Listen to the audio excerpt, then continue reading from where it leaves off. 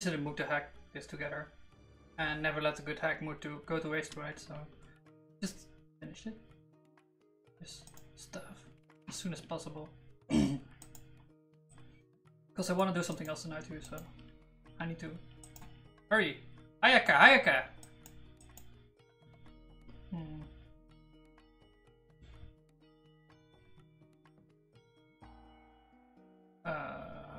Everything is running right. Yeah. Okay. Let's just fix this shit. We no longer have event back. That's fine. We'll fix that. Tell event.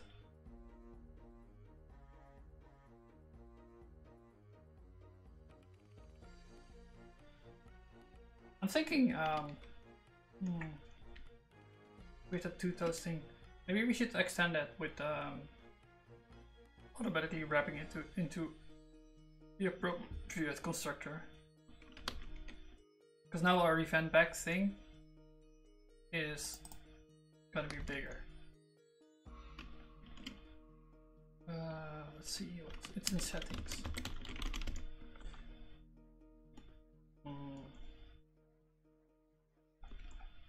We can just look up toToast as a function. Yeah.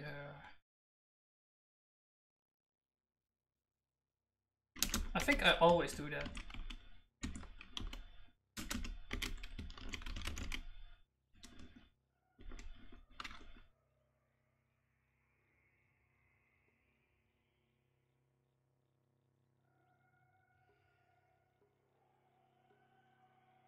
Like, I mean, every time I use this function, I'm gonna put it into an event bag. An event bag doesn't exist anymore, but it was the it was this function, or I mean this data constructor. It's a function, whatever. Anyway, we're gonna so now we have the m. We carry the m around, so it I'm introducing another variable because this type is gonna be event back m. But we don't have any restrictions on this, so it's fine.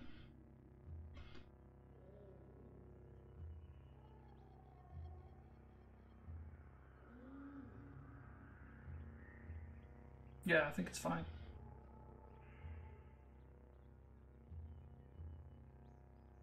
In this case, we don't care about what m it is. So let's just modify this then. We'll make it event back. The toast will be an event back m. And it will always contain a toast event.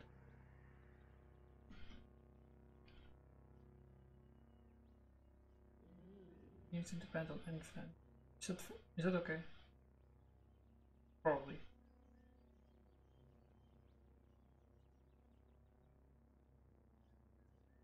Yeah, this stuff is maybe not needed.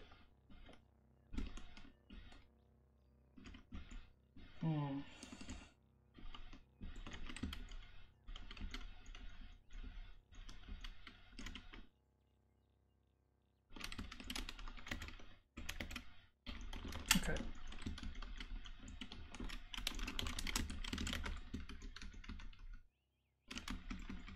You'll be an event back.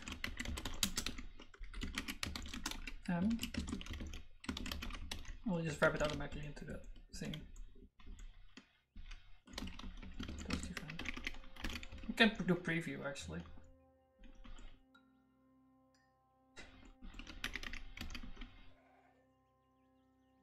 Over map. No, we need to compose behind it. And then we need to fmap inside here. We need to preview toast. I think it's preview. Review. Just review. Yeah. So this is like summoning the constructor out of the prison. I see.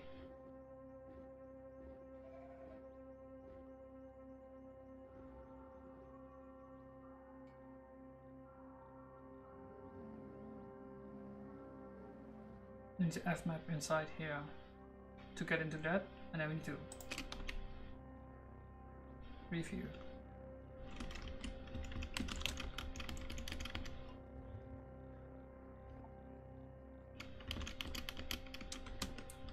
There's a syntax for that as well, like a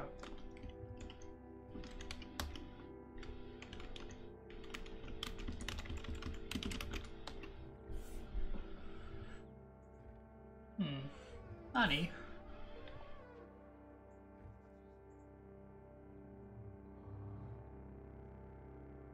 Oh, you don't know about lenses? You don't know about lenses? What the hell?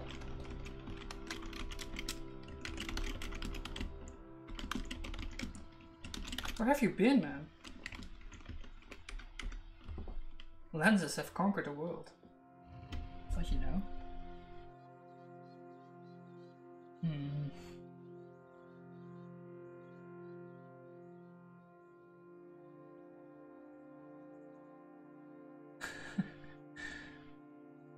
Could it match expected type empty event bag with actual type A?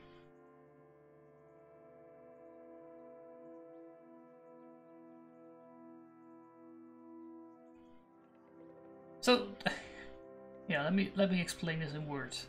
First thing we'll do. Oh, the event is there. Oh, I see the problem. Okay, I thought this was in point freestyle, but it's not. It's not. So we can just do that. Still do this. I learned about this the other day. It's good. It is a constructor, not a scope. Tell event back. So yeah, we are doing 2 toasts now, which already puts us in the event back. We can just get rid of this part.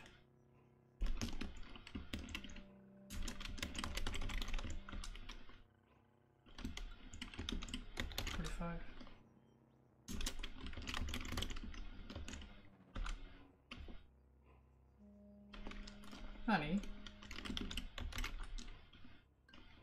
Yeah.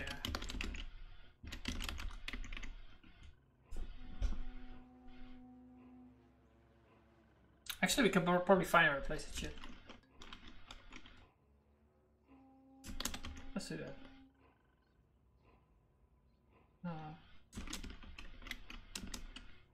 To toast. Event back fmap to toast should be replaced by to toast. Okay, it doesn't like our current project. We can clear the cache for that and find a replace again.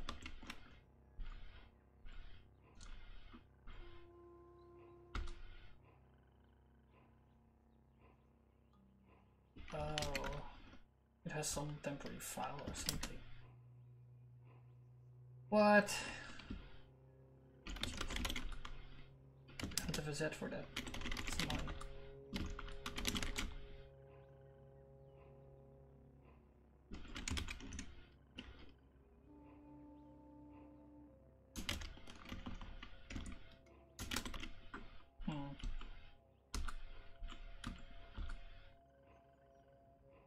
There we go. I think this works. It's only on 3 places. I thought it would be more.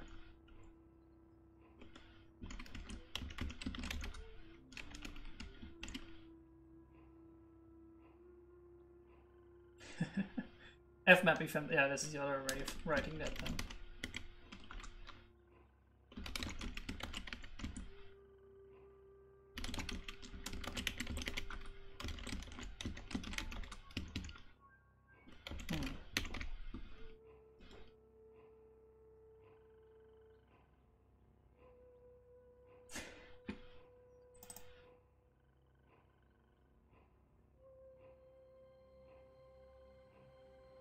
I could have behind here in these cases. Undo.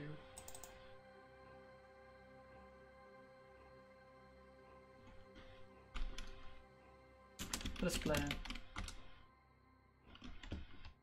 Right.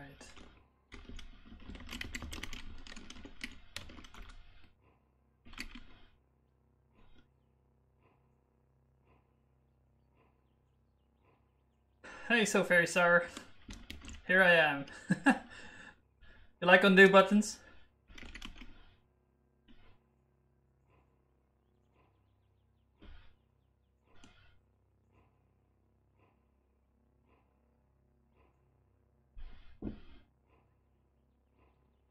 How do you do DB indices and constraints with beam? Ah, okay. Yeah, that's a good question. I have spells. Yes, in here. I switched to beam from persistent. Why? You don't like template Haskell? There are spells. So in the migrations basically.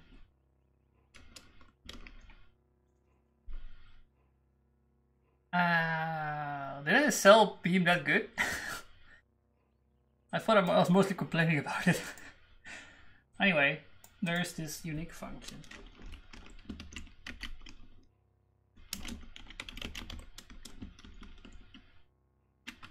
Unique.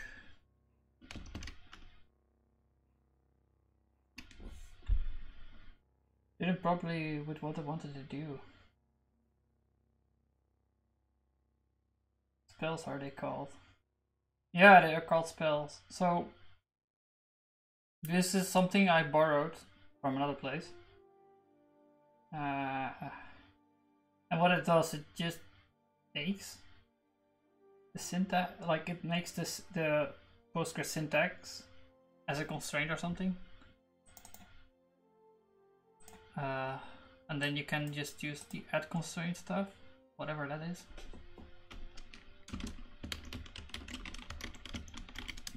Probably a migration thing. I should have upstreamed this shit. But yeah, there you have it. So this is just a helper for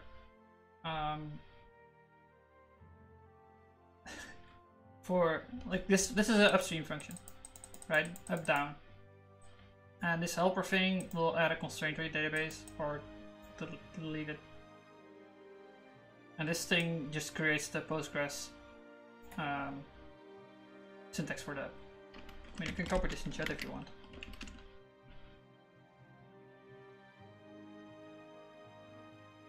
I don't know how, like...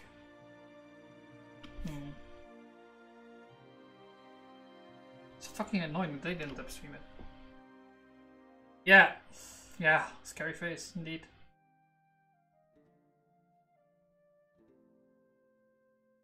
You got links. No, I don't.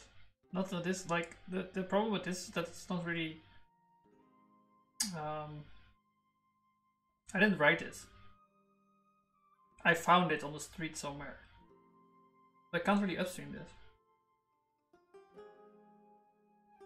It is work in progress on the main repo.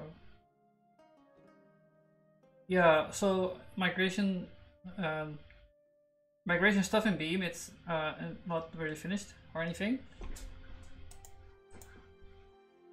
But you can do constraints at least with this stuff. So you have like this unique thing. This spits out the table constraint with this syntax. And the syntax is just well, like, you know, it's just SQL. So you just jam the syntax into this thing, and then you get the constraint, and the constraint you can use the up-down shit for. Oh my god.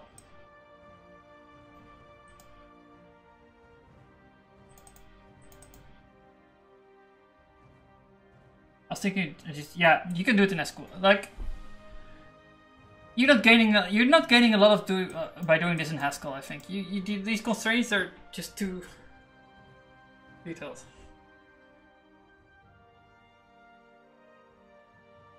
And like that, yeah, that my migration stuff is half completed, and I don't know when they will finish it. And it's probably incompatible with the shit I have, so that's great. Because the guy didn't upstream it, the asshole. He should have. He had the time.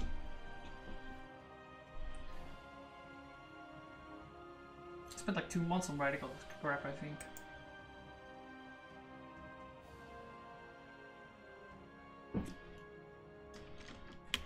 But yeah, well, you can.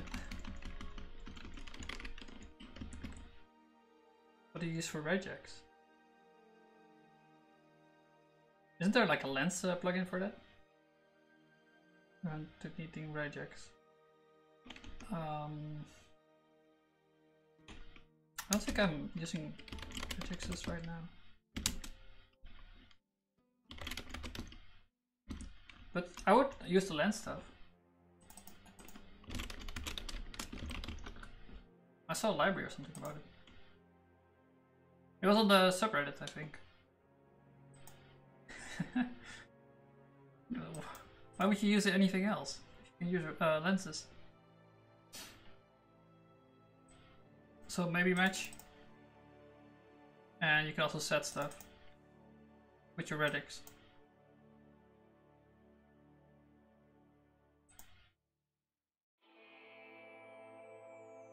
How does I don't know this operator. B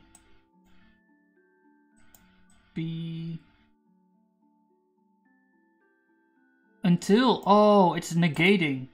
So until you're oh, that's cool. I didn't know that. Foo bar buff. Ooh, nya. By using the setter. But you know, if you want to have a lens interface for regexes, it's any character but space. Yeah, it's negating. Yeah, if you like lenses, then you should. I would look at this. But I think there's also like a C implementation for regexes.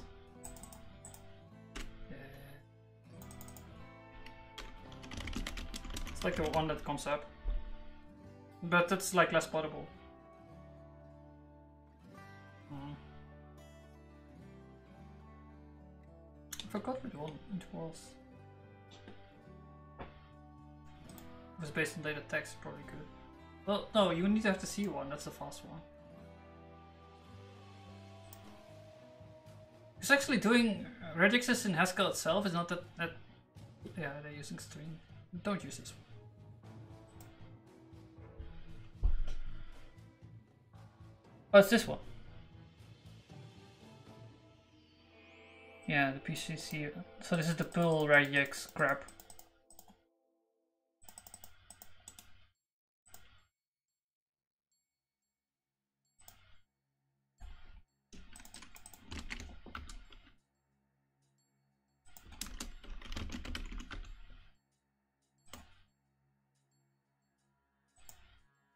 So this one has like the C backend. So you just get like a nice Haskell API for a C library basically. And it's fast.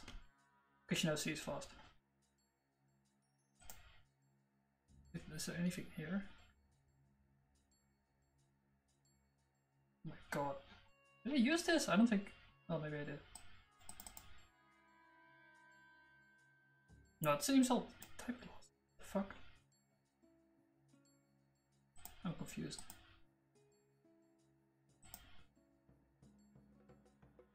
Or maybe it's the thing that you can have different implementations or something. Whatever. Oh yeah, if you don't... Yeah. Yeah, so use the C one then. With the C backend. That's the fast one. So like the nice thing about lenses is that you can have this API that's the same for any data structure. It sounds insane, but it works. So you can use that same kind of setter stuff with like HTML, for example, or XML or whatever.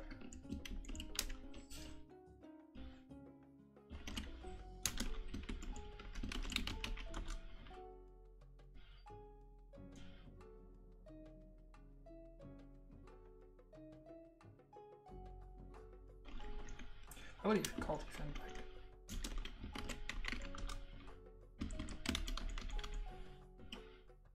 Yeah, Age of Empires, indeed. I upgraded my music for a bit. I watched a lot of Age of Empire gameplay. I can play it not as good as they do though. But yeah, I like the game very much. I think for a while I followed the Viper for a bit. He's like the best, right?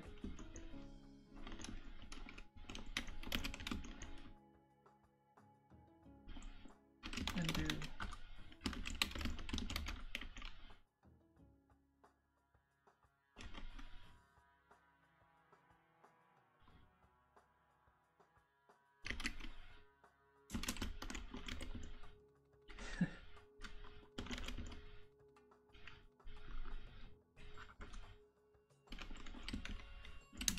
Get those types. Yeah, so this is our function that's currently not being used. We need to tell about it, by the way.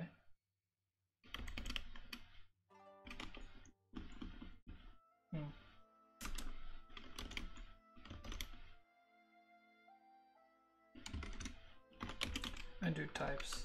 There you go. Undo event undo.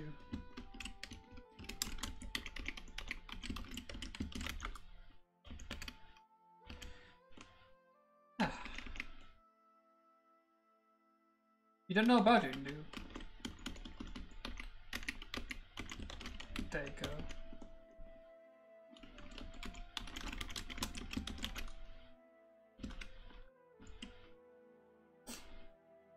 Okay, now we haven't used it. But we can tell about it.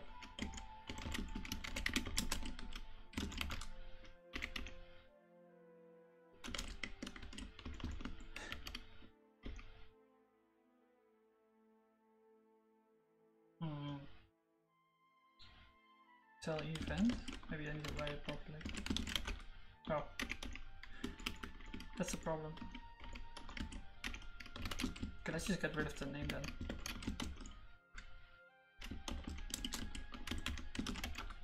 I started using this for a bit too, and it's like kind of nice.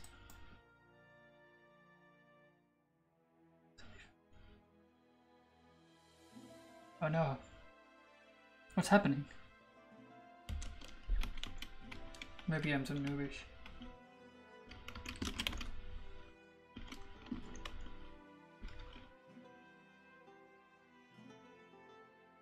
What?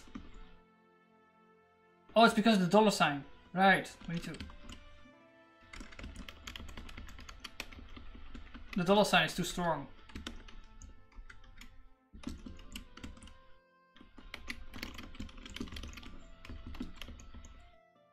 So, like the precedence of the dollar sign is really high, because I think it's like even at syntax level maybe or something.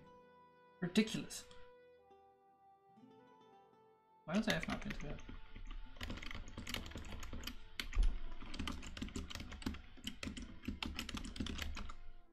So the way I think this goes is fmap into that. Yeah, I think it's kind of right. Those what you need to view, you can't view. You need to filter and then know nothing. Oh, actually, this will work fine because it's the event. That's nice. So we can just preview, and then in env we have the lenses. So for toast, we'll just use that. Toast event. I'll do no nothing.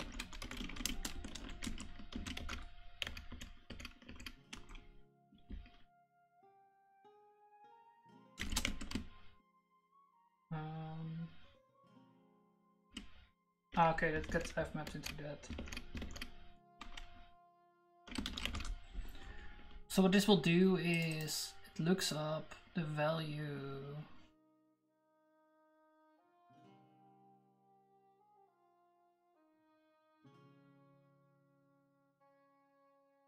So this is this thing, this rest2, it's actually it is event back. If I can find it. Yeah, this thing, right? And it can be either a toast event or a undo event. So what we're doing with the lens is we're just selecting on only toast event. So we get an event stream of event maybe event back m. No, we get maybe toast event. Maybe toast actually. Yeah, because we're just working on it with preview.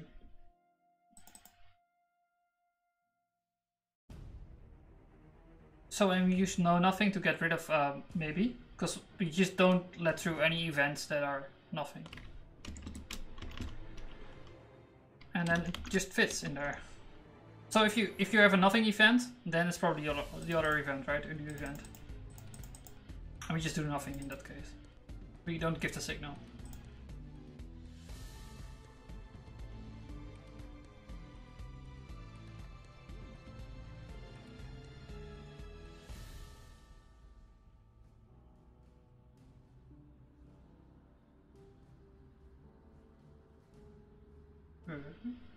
Authenticated.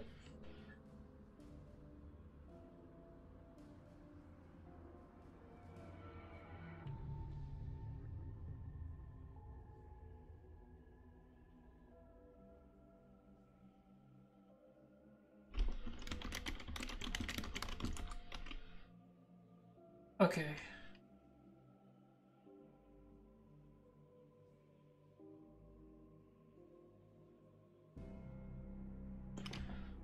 Right, so this is the problem I was afraid of if we put the M in there.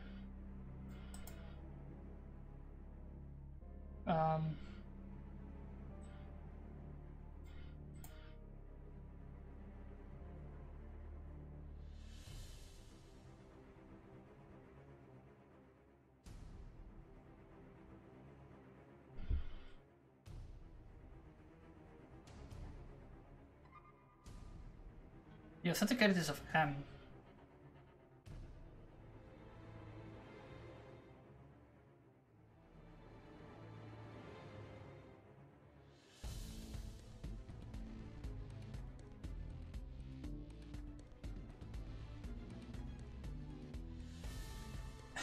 I mean, we're in the event writer. But that implies that M is still the same as the outer one.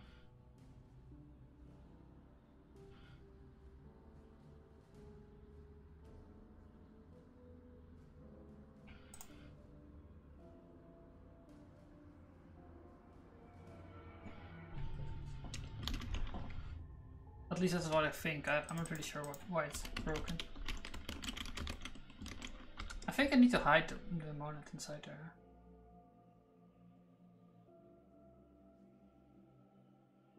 Or like the other thing we can do is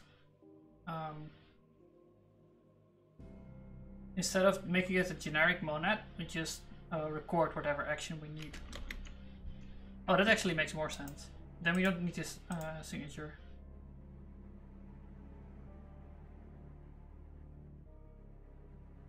Yeah, so instead of putting an arbitrary monad in here, we'll just do the data required for that specific undo and just extend the sum type. Yeah, that makes more sense.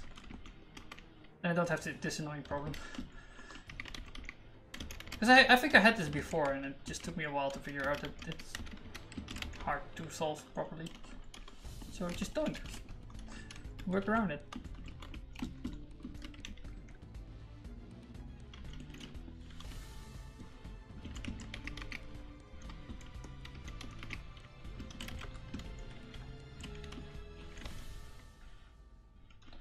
Do actions.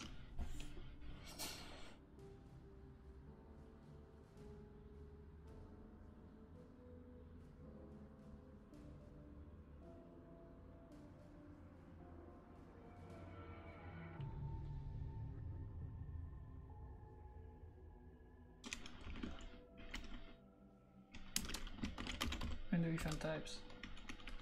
So we get rid of the monad then. And we'll just say record specific things. So we'll maybe like to record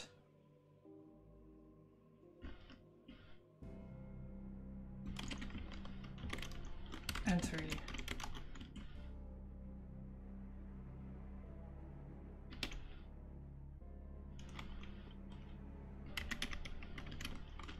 Record insert. I'll give it an entry. Yeah.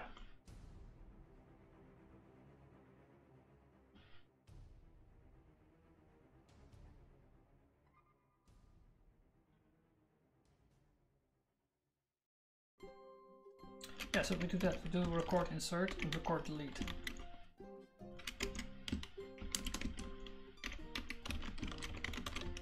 Delete.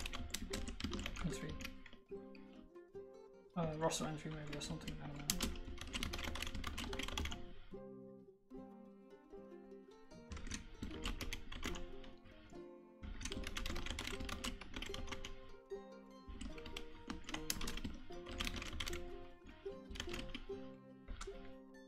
There you go.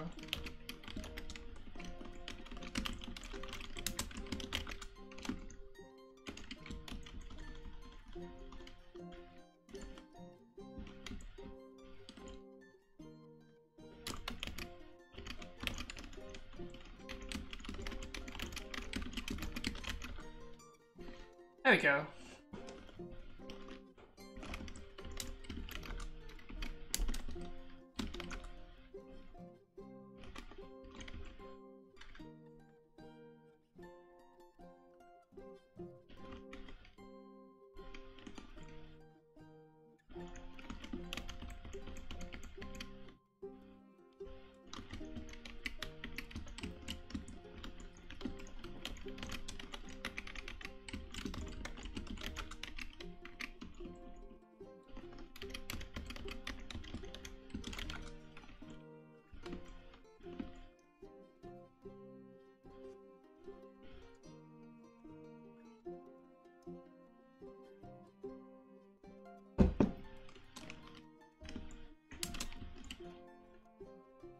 Undo actions.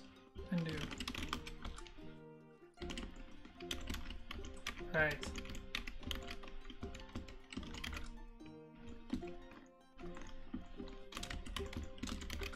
Oh, actually this is nicer because now all the undo stuff is localized here instead of all over the code. Well, maybe that's not nicer, I don't know. It's probably not nicer because now this thing gets way more responsibilities.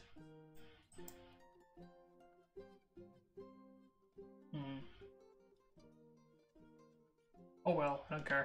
I want to make it quickly. Yeah. To toast. It makes the type stuff easier at least.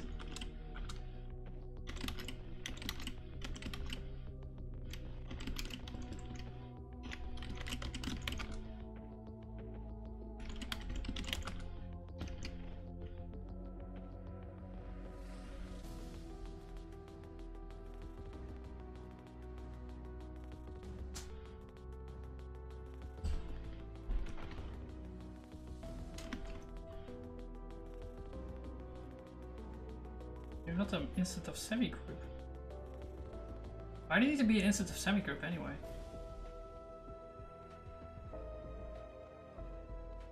What? Oh, it's because it needs to be able to... Okay, just... Okay, you can make an instance of a semigroup always. Lawful instance of semigroup. A lawful instance of semigroup. Don't capital blocks. Yeah, it's like basically to concat any event. Because this thing is really event writer. Needs to be able to join events together. And it wants to have an instance for that. But it's the same idea, right? Anyway, if you want to make a lawful instance of semigroup,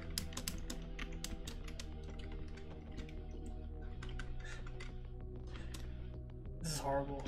But this is it. Yeah, it's to concat concat events. Where?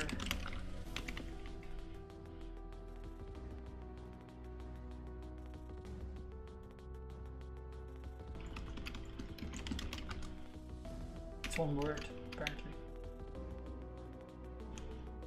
I'm pretty sure it's lawful.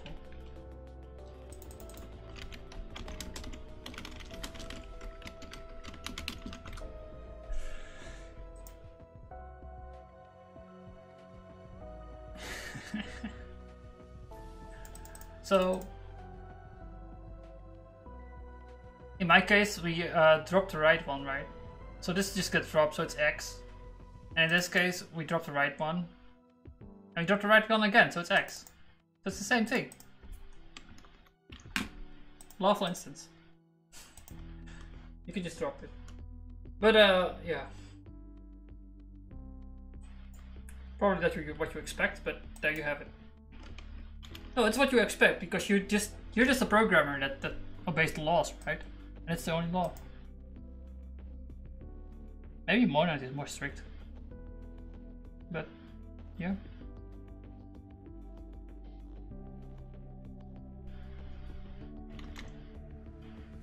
In any case, like the chance that two events happen at the same time is really rare, so it doesn't matter to do this. And it's lawful too. Is there an instance for const?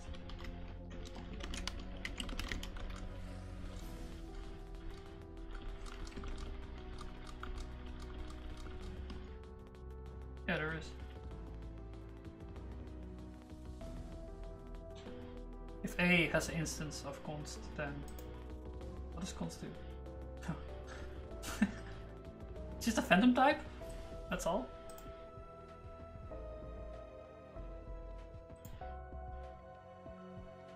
That's weird.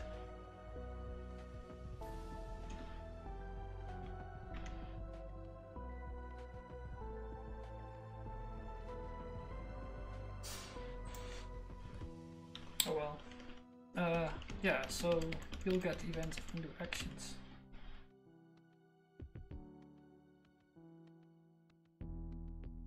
New function. Yeah, for type level programming, right? Fence.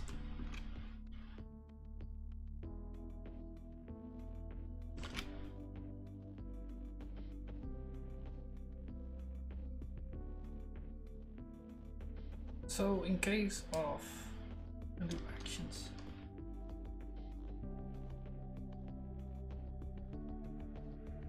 he's vacuum. You don't need to undo. What am I talking about? Yeah, need to accumulate these.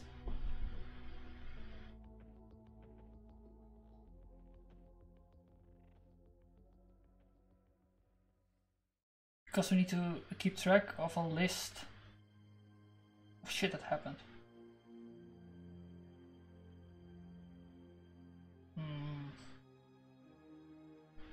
We have event types.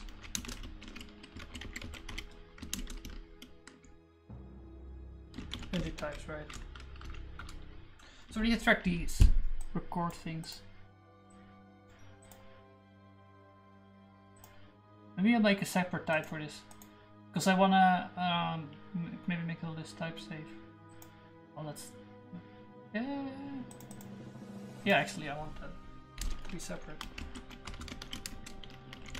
Recordings. Insert. Cluster.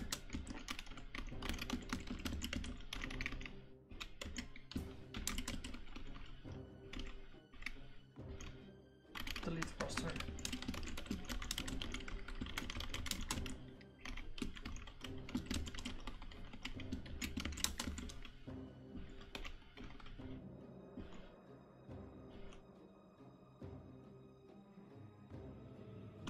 Yeah, I need to keep track of the roster I'm inserting and the one I'm deleting.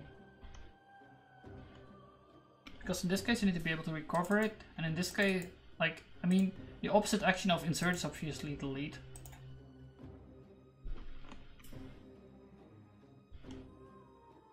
But I just want to make sure that I have enough information to actually do that. And here we'll just do recordings.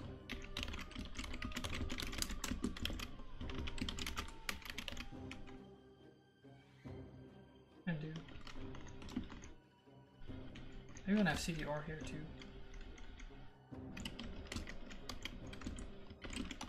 Sure, whatever.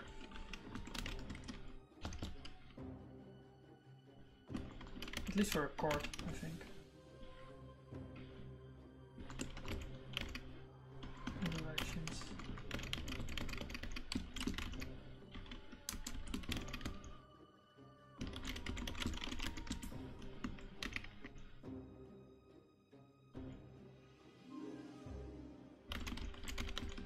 Record.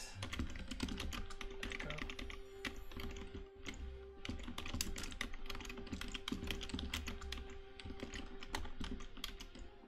These two as well, maybe.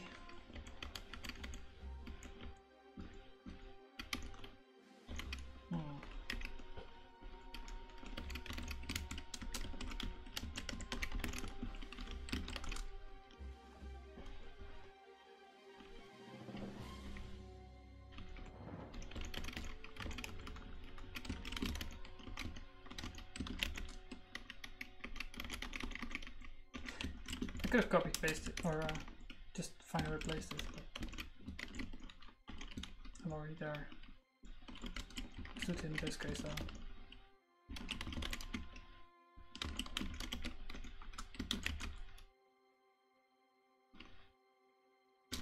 I'm pretty sure you just want to export everything in this module. Oh, I need to have the thing to sum? Yeah. And deriving generic, of course.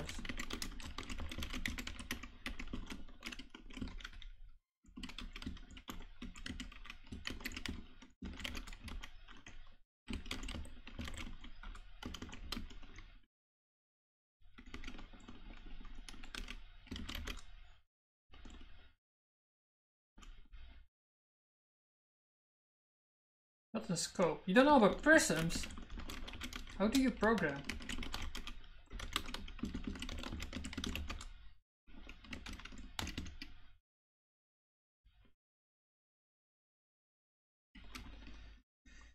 There we go. So the reason I'm doing this stuff is I want to have a list of recordings. Dynamic list. Yeah. And Acume is a thing from Reflex.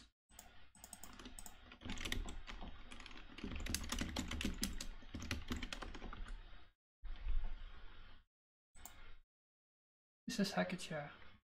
That's the latest fashion as well. That's nice. I mean, one of the layers at least.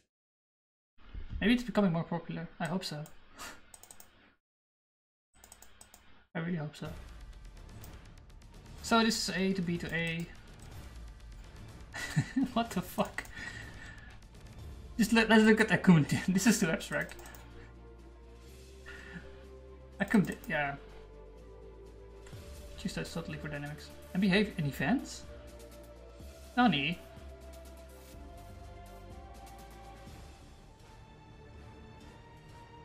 T of K.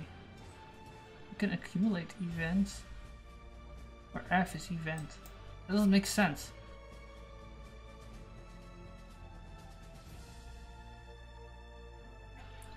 Oh well, apparently you can.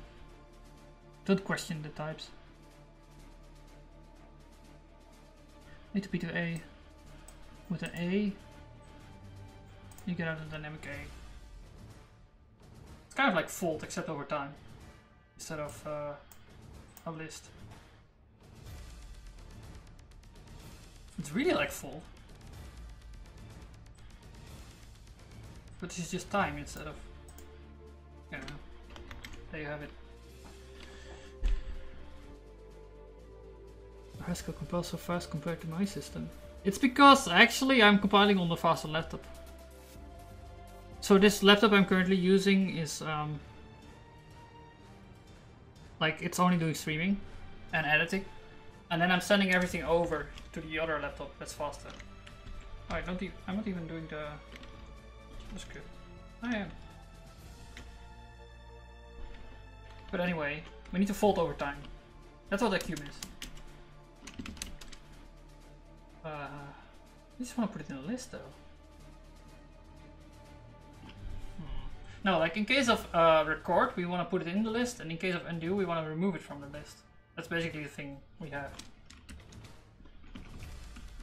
So let's make a function for that then. Update list. Do actions. And this will make a list of recordings. Oh, like the previous list, we need to have that too. Recordings. And a new list. Yeah, it's full. It's totally full.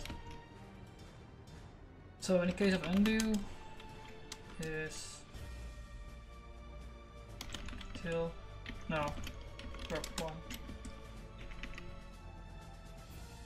And in case of a record,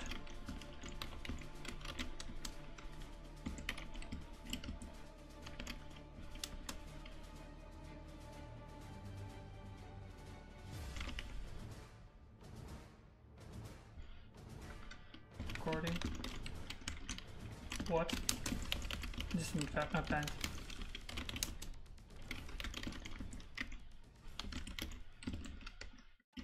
There you go.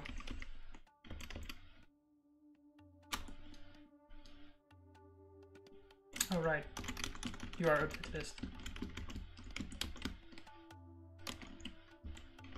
Let's use accum din instead of accum. Accum is too it's too generic. I'm scared of it. Even though it's full. List.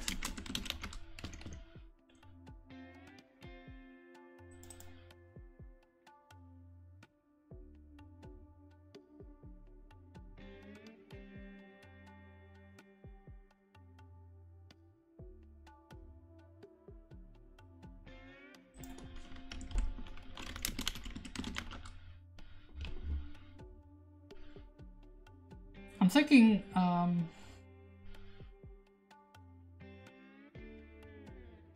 should undo do that immediately?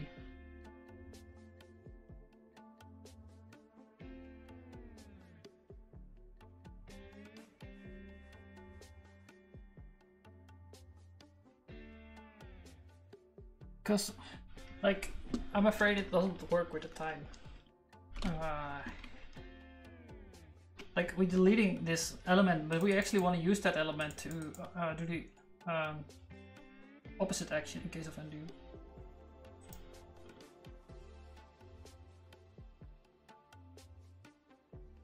Okay, let's get into event. You want to preview on. You want to preview on what? So preview is to select. We want to preview on record. Yeah. No. Yeah, we wanna get it out. We wanna get it out before it's deleted. And moving it above it doesn't work. Unfortunately. No, you're gonna make this event tag the value, like the old value, the current value. Yeah, we'll raise it by one frame. That's fine. No, nothing.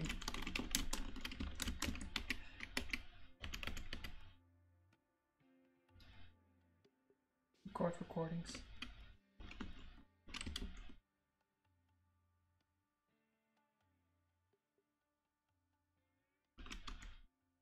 So we only care about that thing. In case of undo. We only want to tag that in case of undo. Okay, so we need another prism.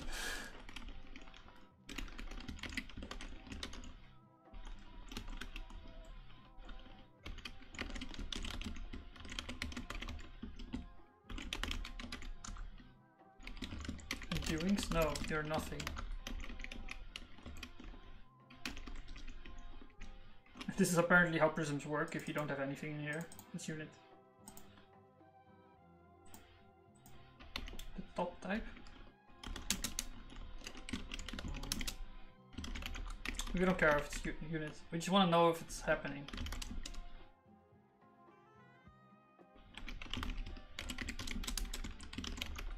And if you're in a do event, you can tag.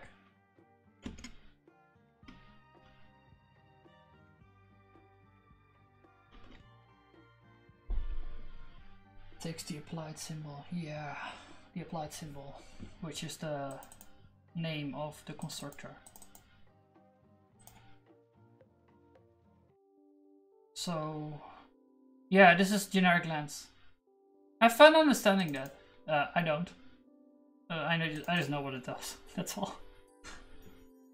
I don't know how it does it. Where the type safety at? This is type safe. This is data kind. If it can't find it, I think you get a compile error.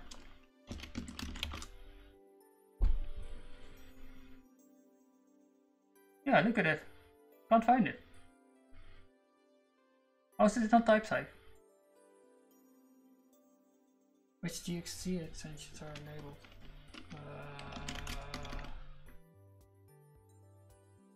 I don't need kind signatures for this. No, I have a bunch of defaults. Wait, let me look. I think it's just generics though.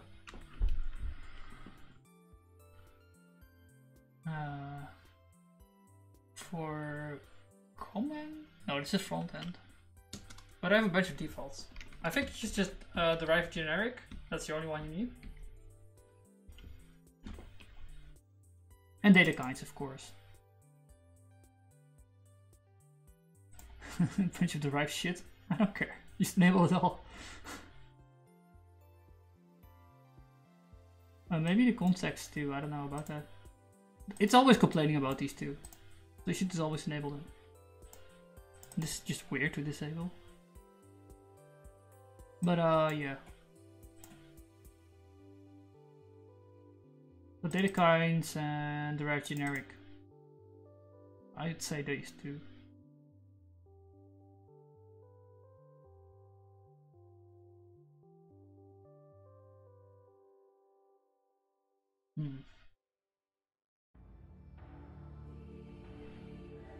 So I just added the ability to ban users. What? Where? Who are you gonna ban? Huh? What are you even, like, what are you doing? Oh, what are you doing then? Currently just me. Doing what?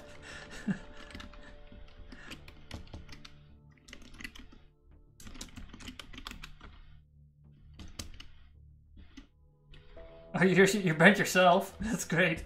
You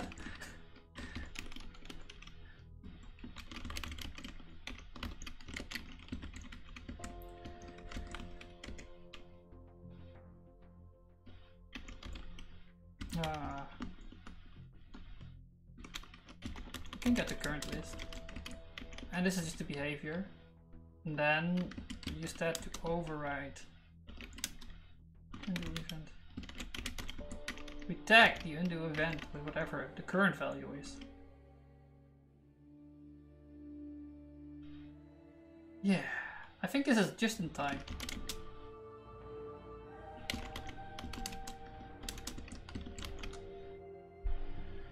A mix of Shopify and trading platforms for stuff like Steam inventories. Just configure the thing and then run it, and you have your website of trading items for your game. Currently no FE though. What is FE?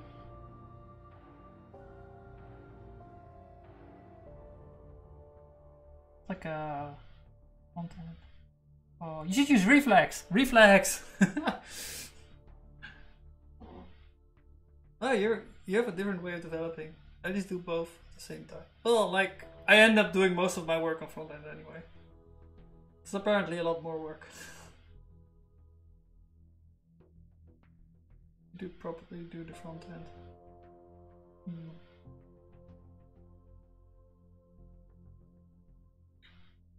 Your script plus React bindings. Yeah, you can do that.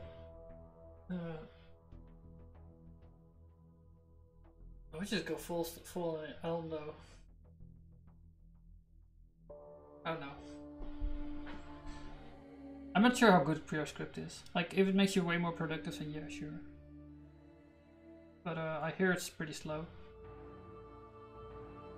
What's great about Elm? Elm is very fast. That's nice. And it's kind of like Haskell in syntax, except you miss a couple of features. Quite big ones, but like you can get away with it for large projects, I think. I made the mistake of building my front end in school in HTML and JS, converting to Reflex now. Oh, good for you, man. What's up, TJ Ware?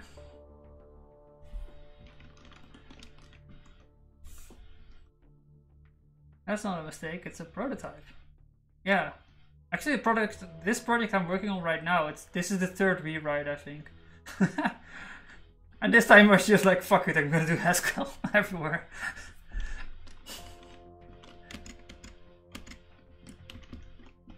Where you see in the fourth rewrite? No. The first one was the initial one, and then I rewrote it once. I used the same language, and then I rewrote it again in another language. And this is the this is the third. What did you write it in before? What else but PHP? PHP and Python. And I think also jQuery. It's like jQuery backend with PHP frontend. And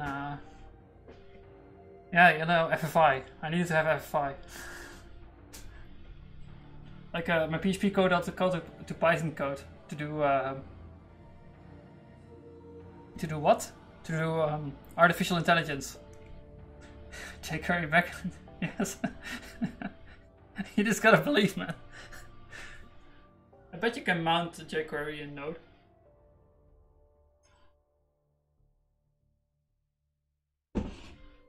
No, but it was so one time it was PHP and the other time it was Python. And that's about it. Django, I think. Django is pretty nice actually. Except it doesn't compose at all. Like you start up very quickly and then you hit some point and everything breaks down. What made you rewrite it? Well, mostly time and getting older and learning new things. I thought I could get away with way more in Python, for example, than I actually got. And I just ended up struggling against the framework and having to contribute to them. What the hell? Breaks down the course with no test, yeah. Yeah, who wants to write tests anyway? You have type systems, right?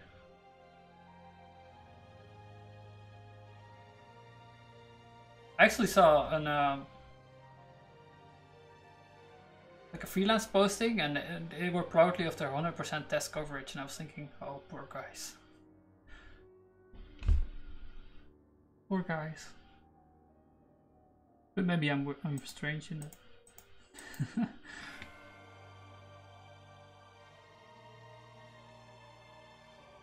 Good at match type recordings with undo actions. Flip. Honey. Content. Oh, I need to give it an initial value, of course. Because fold over time. Imagine the pressure when you add that feature. Keep it under, yeah. I was thinking just like making empty tests or something. Just to return true. Need to go faster. Does it count? Like, how does it even figure out that you have 100%? Maybe generate it? Yeah, you can use like, what is it called? Quick check or something. To generate your tests. Just call a function and try catch. Make sure it doesn't crash. Done.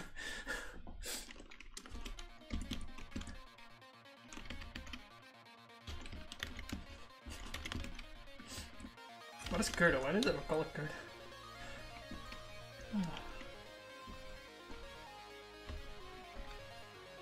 Variable at the scope, no nothing. Need to have build max.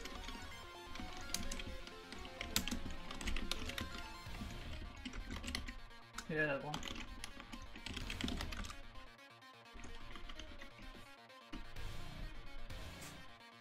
What is Kurdo? Ah, we have it. It's an event with recordings now. And we know that... We just need the first though. We can preview that as well.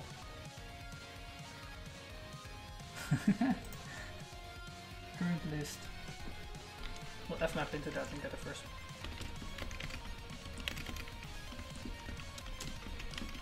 I think you can do like list operations.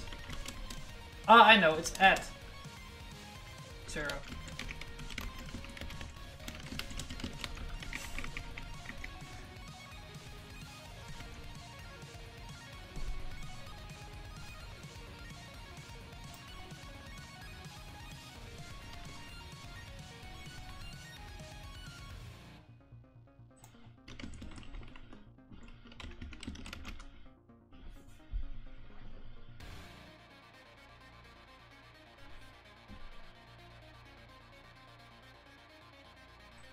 Maybe recordings. How about that?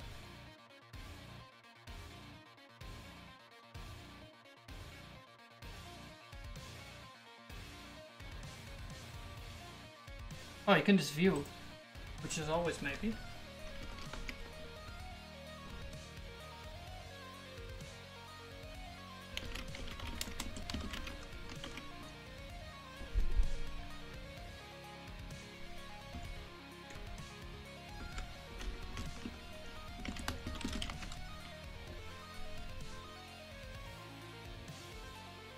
Honey.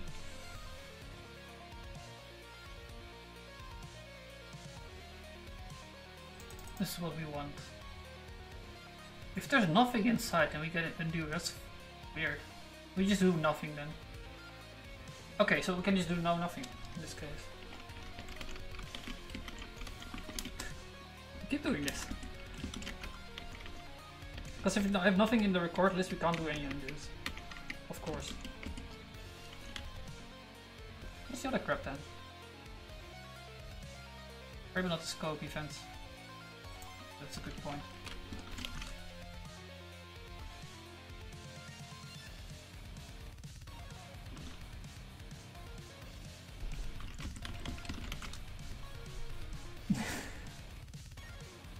You need to have a bot for Hugo?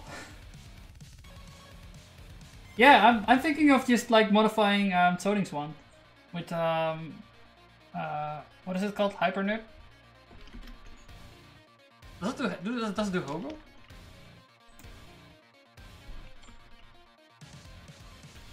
Really? This one is reflex. It's oh, we were already there.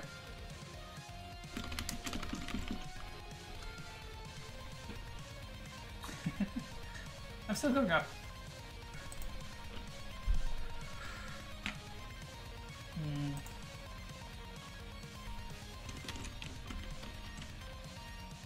It's to attach, not that one, but this one. It's to attach the value of a behavior to an event. So it's overriding the value of the event.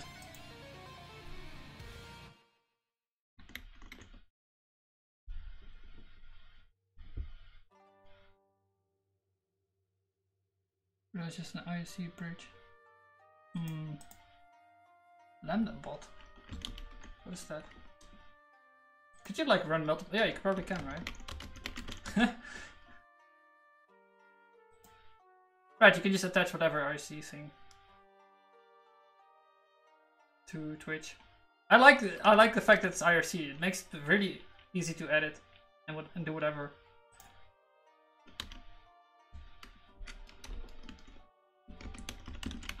It's very clever of them just to do chat in base of IRC. Just got so much stuff for free. Okay, we have what we want. An event of recordings. And now we're gonna do old event, I think.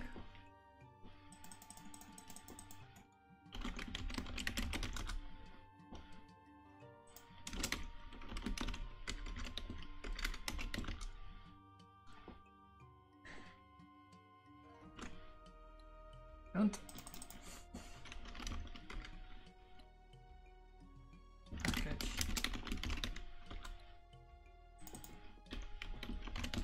think it's indexed, right?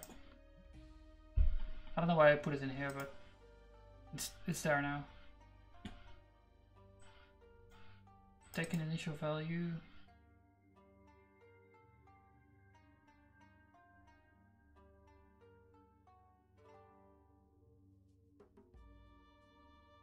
Oh, yeah, I want to do this one.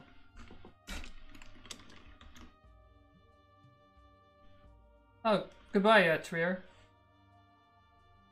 Have a nice day.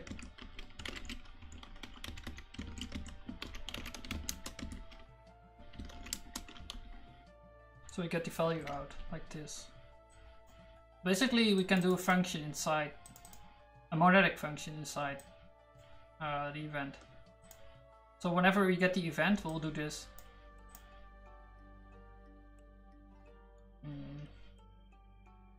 It's kind of like traverse over time. So you get all these bunches of events, and then you do something monetic inside it, and you push it outside of the time thing. If it makes sense. Yeah, it is.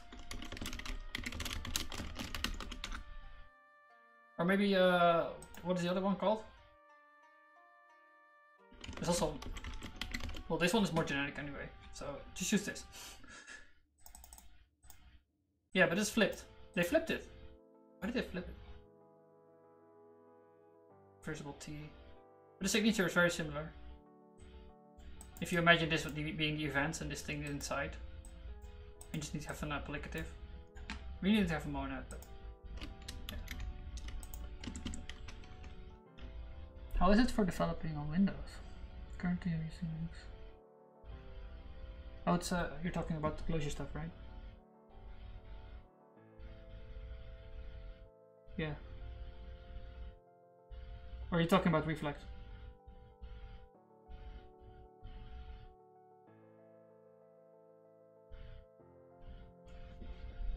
Yeah, closure.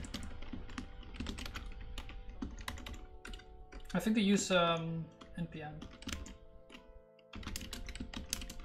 No, they have their own thing. I don't know. I'll shut up. I don't know anything about closure.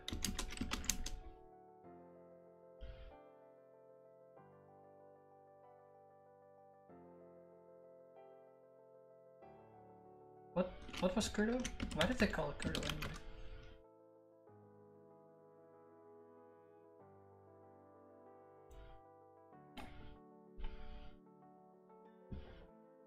Recordings. Oh, okay. I have it somewhere. Types. I have manual.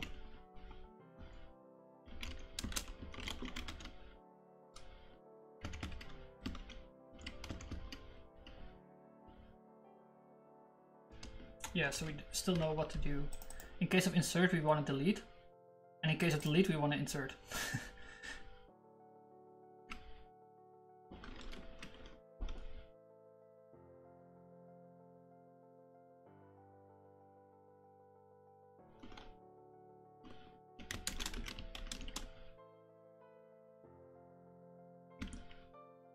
I'll make a function for this actually.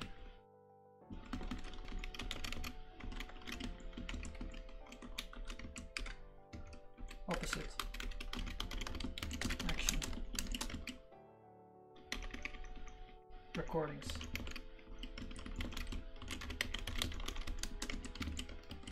to M. You can just pattern match.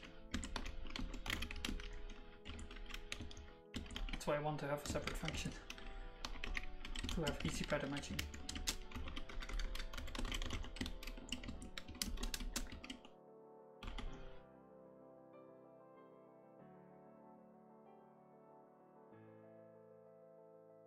I'm just realizing that I need to have an event to fire this as well. Okay. Because the client, all these signatures are basically, you have a dynamic T value which can change over time, and then some event to fire it. It's a really weird setup actually. We should fix it at some point. So you need to well, this is laxer than a value. A value is always the same. This can change over time if it's in a dynamic. And then you get an event to fire the Ajax call, right? This is to do XHR, so request to the server with servant.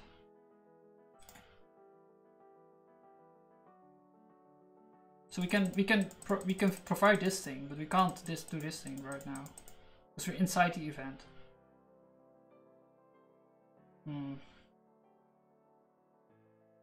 And to get a dynamic out, actually, to get a dynamic out of an event is kind of hard. We can do it actually because we have I think we have a default roster entry. Yeah. So we can just hold in.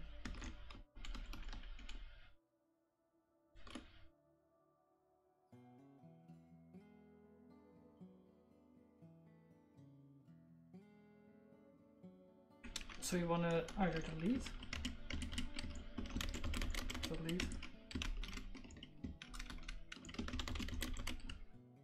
roster, which is roster entry in event. So I can do that. Or you want to insert update? Oh, insert.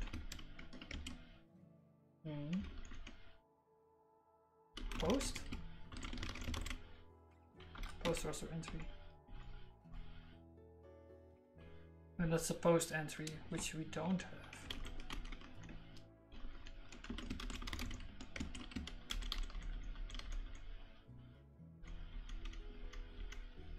But I think we can make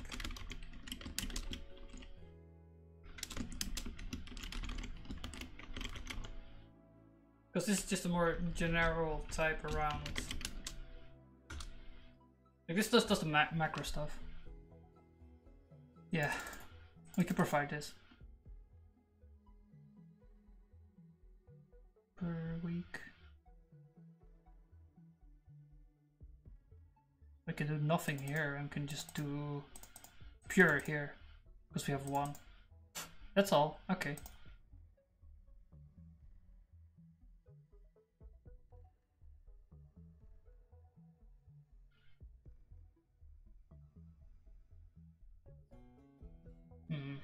This is. I think this could be a prison. Just a normal day.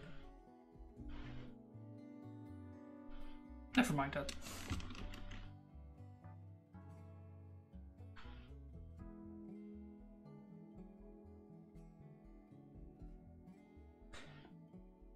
You need IntelliJ for every language. Yeah, it's called Emacs, man.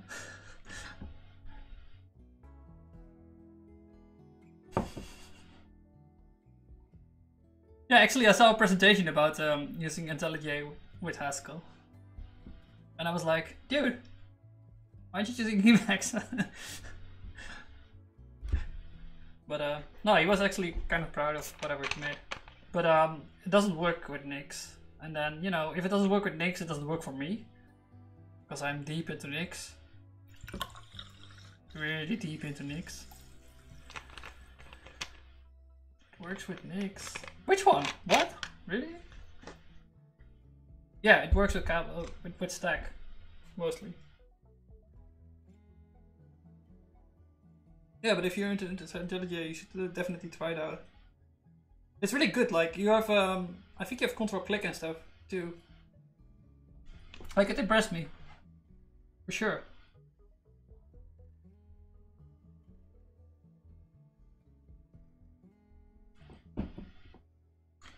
I'm getting more IntelliJ curious as time progresses, but I need to have my weird ass configuration shit.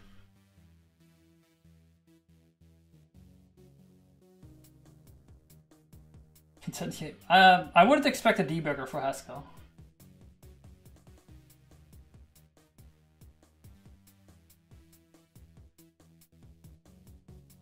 That may trigger breakpoints. You just throw exceptions, man.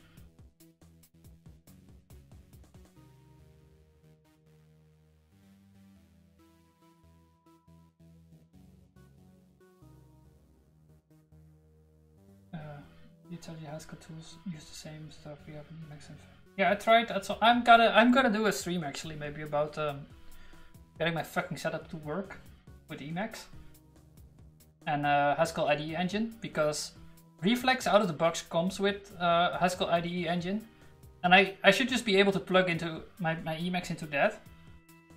But what I want to be able to do is do it like per project or something, and I don't really know how to do that right now. Rather than do Scala closure, let's implement a whole. Okay. Yeah, it's all LSP, right? Language Server Protocol. They totally copied over You Complete Me. Rebranded it. Oh, my beautiful You Complete Me. I was so happy when I found that. Actually a little weird, because I was found it when I was using Vim, and then 1 month later I stepped over to Emacs and I made Emacs work with You Complete Me.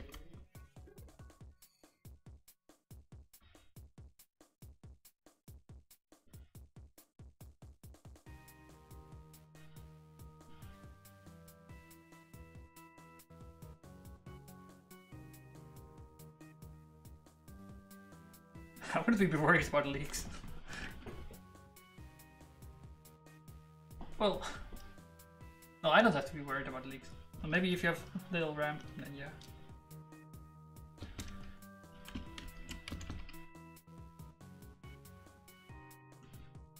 Cable work around to focus on automatic reloading.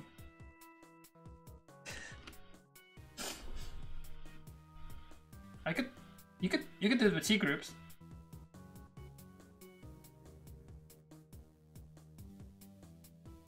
Yeah, exactly what Limby says.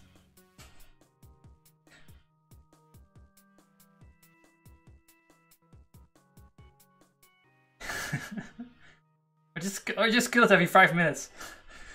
That's even easier.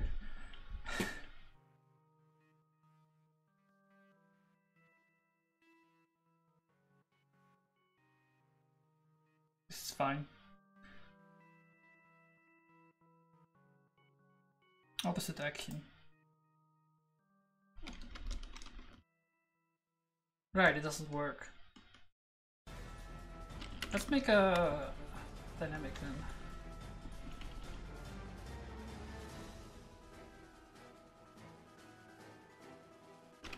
If I have a dynamic, then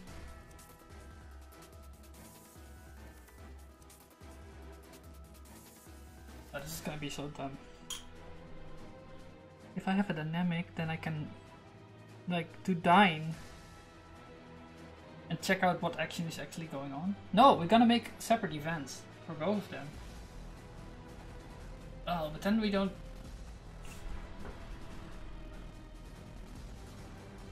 No, we can always guarantee a roster entry. That's the important part. And from that we can build both.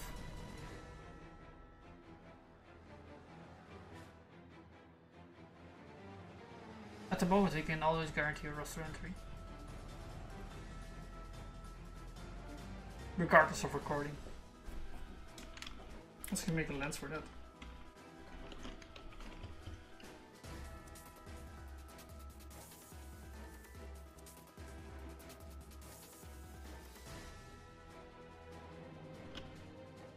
Freezing? Where are you living, man?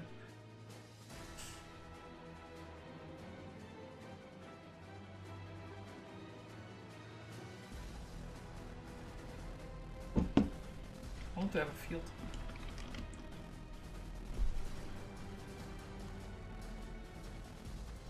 Hey, where do you live, man?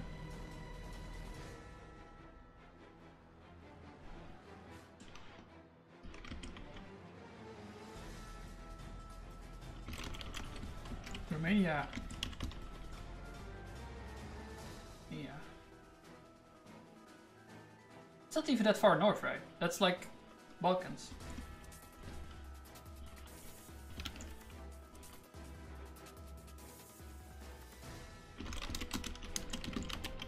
I can do this. Just gotta believe.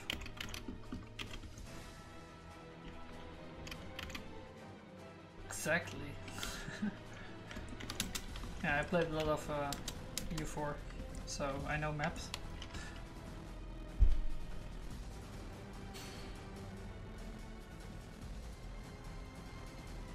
I can guarantee this. I can guarantee this. I can guarantee this. I can guarantee this.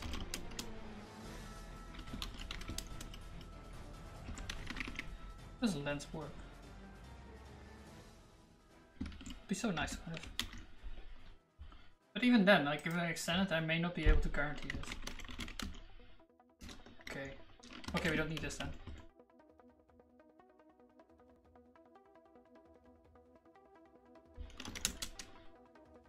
What do I want then? Failing! We have failing!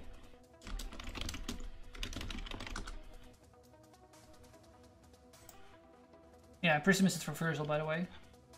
So we can failing. Yeah, look at that. So we can try the first thing and then the second thing.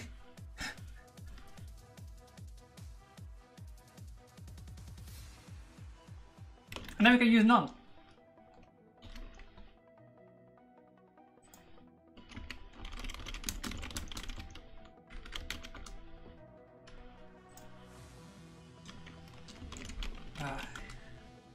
This is to unwrap maybes.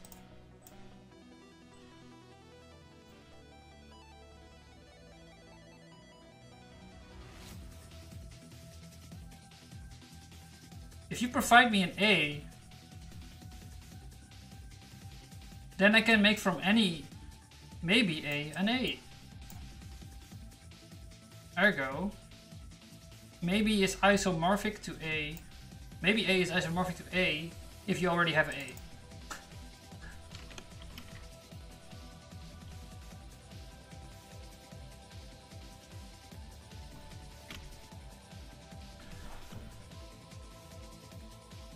PF step. What is PF step?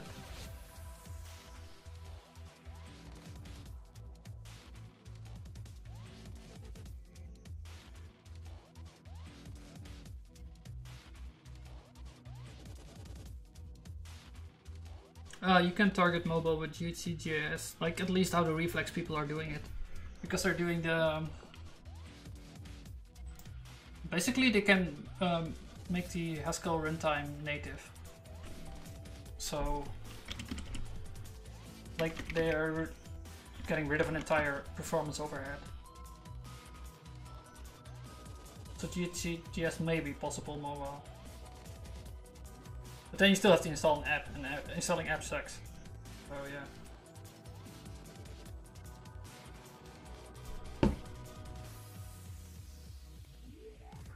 Yeah, you're right.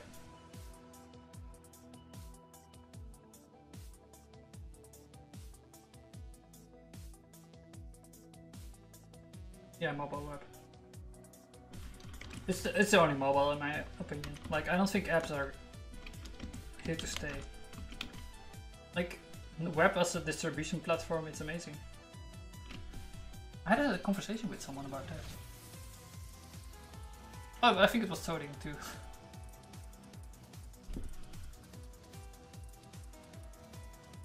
It's just unfortunate there's so much crap involved, but... Gumdine. Could it make type recordings with into actions?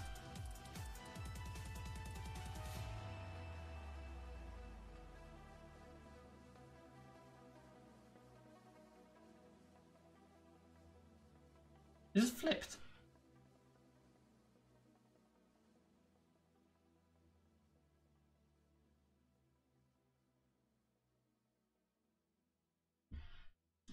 Hey, can you play this, please?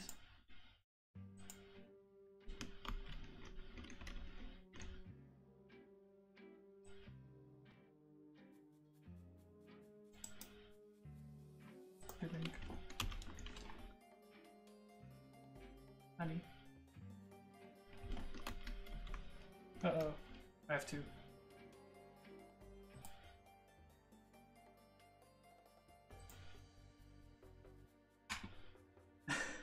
It's in a rogue browser, I can't find it anymore. Oh no. Where are you? I would say 9, but it's not here. Big mistake. I know, I'll just peek of Firefox. There you go.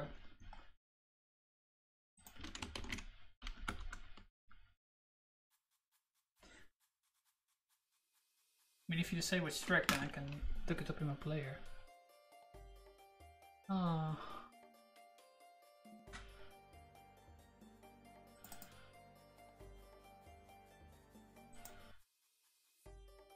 There we go. AOE.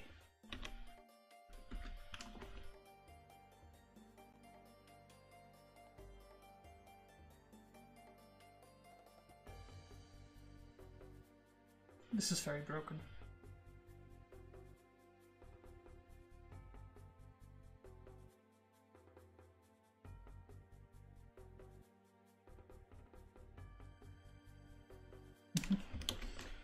Yes, I couldn't die.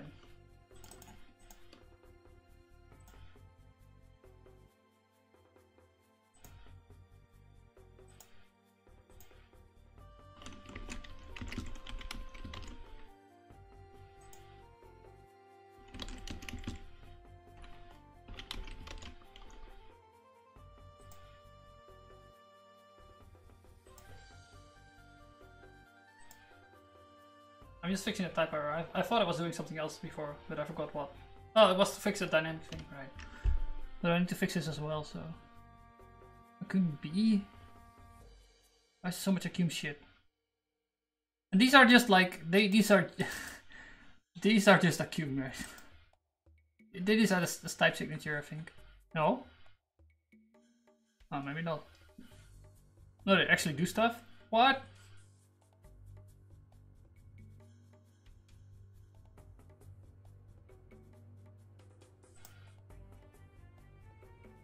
A, B, A.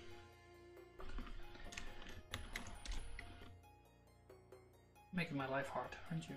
I'll just flip it. We'll just flip it.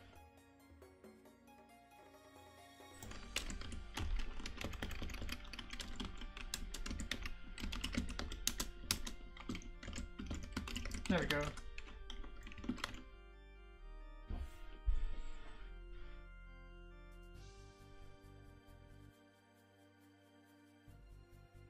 Okay, and now we need to do the other thing, getting the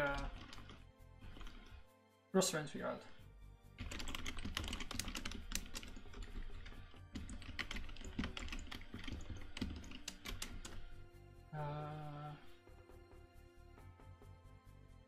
So we can view this. We'll fading. We'll first try this one. And then we'll try that one. And this like should just get one in any case.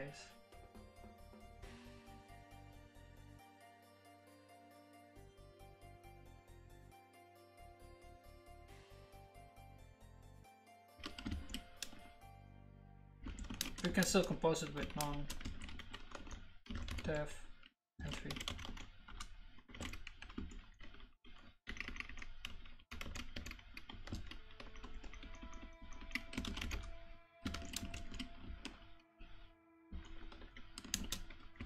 Gerda.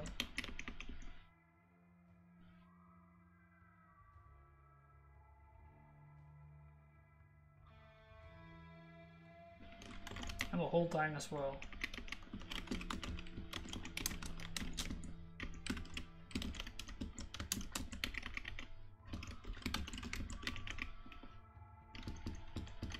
So now we have a guaranteed dynamic entry always available by first trying the insert roster and then the delete roster, which will still return a maybe, I think. I have no idea what. How does fading work? But we'll see. We'll probably get like a weird type error. That's fine.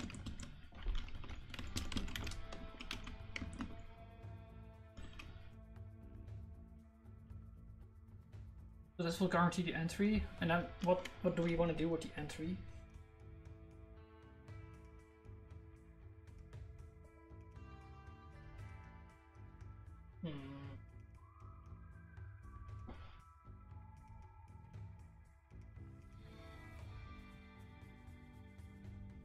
You're not maybe. Grab another scope, dev entry. Just give it roster entry.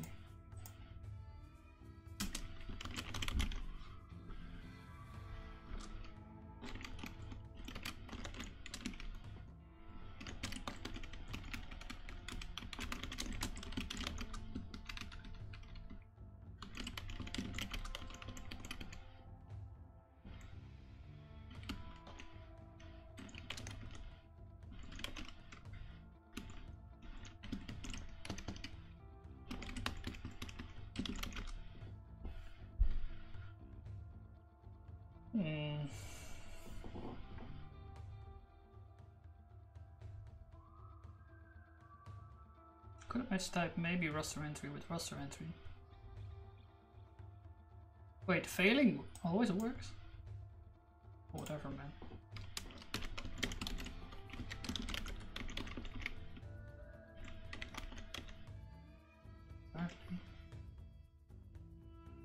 Okay, whatever. So now we have a roster entry. We have the dynamic. And we can just use the prisms again for inset roster. Then just execute both.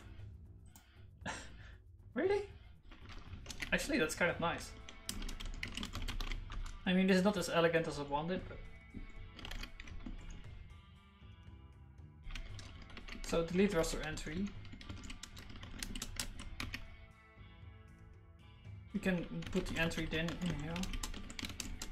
And then we can do preview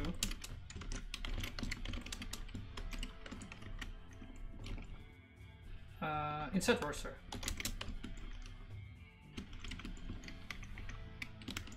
Preview insert roster.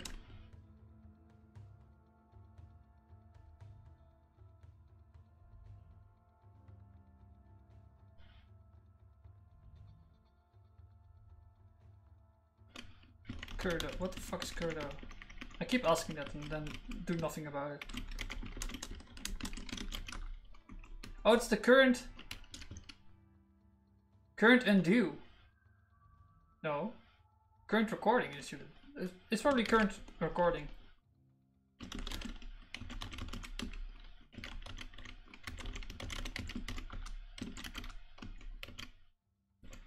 So if we have a insert roster, only if we have an inserted roster we will do delete roster entry, because we need to do the opposite.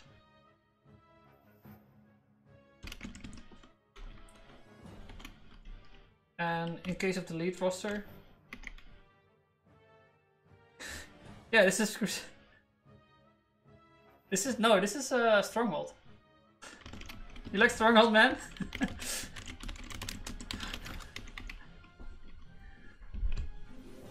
It's amazing someone recognizes this shit.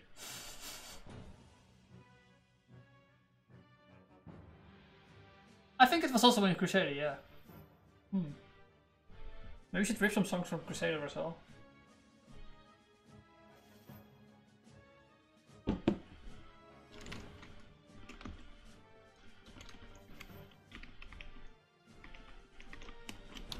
So in case of the delete roster, we need to insert.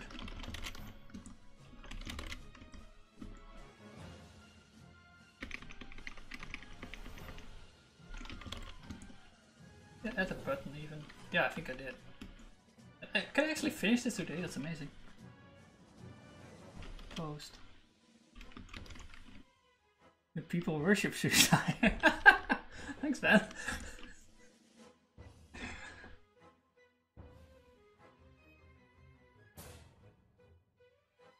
More taxes.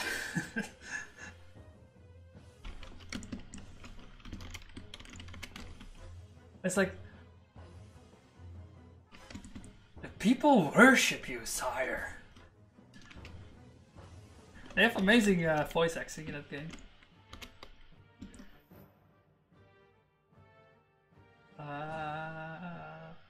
What am I looking? Post roster. Hey J-Terror, what up, man? Yeah, I've been away for a while. I was detoxing from coffee.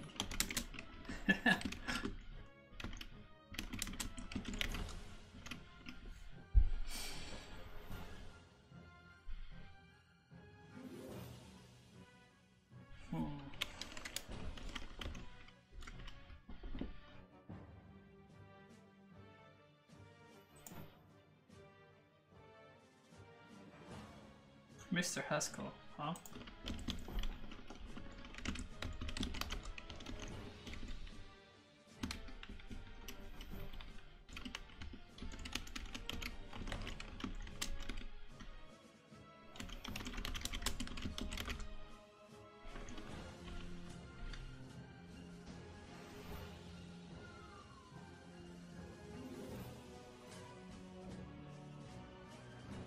Elite roster. You don't know what?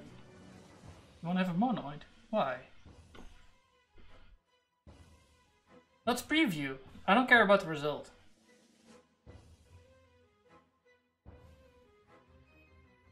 Purple on the scope, post roster entry. Delete roster. No, it's a scope now. Okay, you're old then.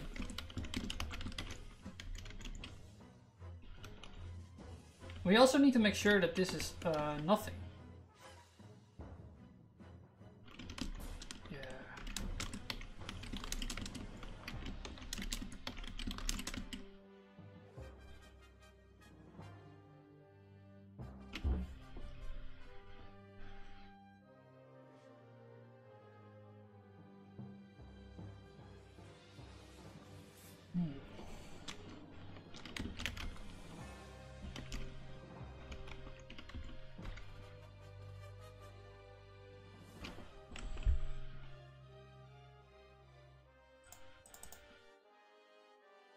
I misspelled.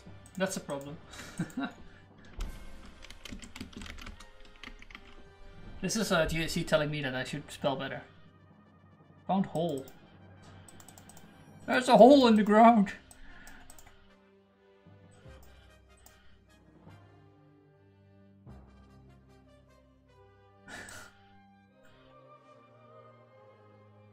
Breaking everything along the way. And it's indeed, it's a... But we can, I think we can get away with this. I bet this stuff works on first try.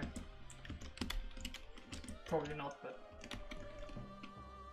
I mean, like, it makes sense in my head at least. It's kind of nice that we have the state management completely separated from actually dealing with just undos, which is this part. I'm not sure if this will work. I think so. Because to get the current value, and the update will be one frame later. Yeah, it will be too late. Like they happen at the same time. So this is the current frame. Current frame. I mean, like the event is updating, right? So it'll be the next frame. The update will go into here. I don't know. I remember someone telling me that long ago. In a galaxy far, far away.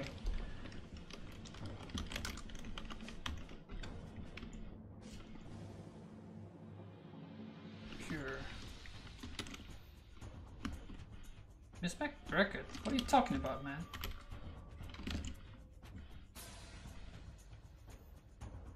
What do you need brackets?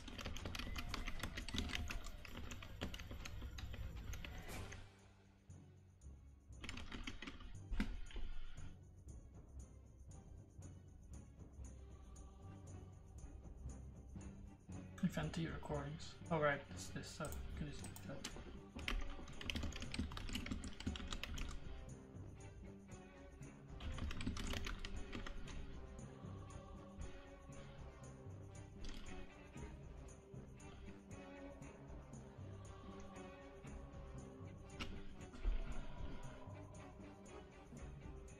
Oh.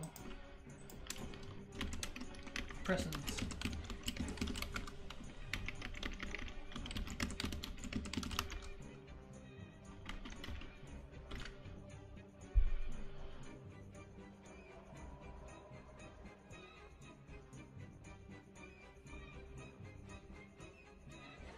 Oh, it wants to... Right, right. We need to do know nothing first, and then we need to get rid of the value.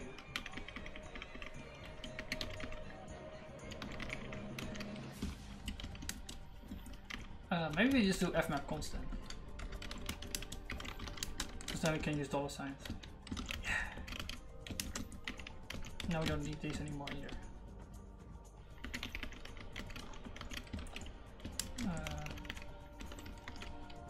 This is just kind of hacking around the fact that only if you have an insert roster you want to do this action. So this blocks that action. If it's nothing, then we'll just don't do anything. And here we just get rid of the value. Oh, it's constant.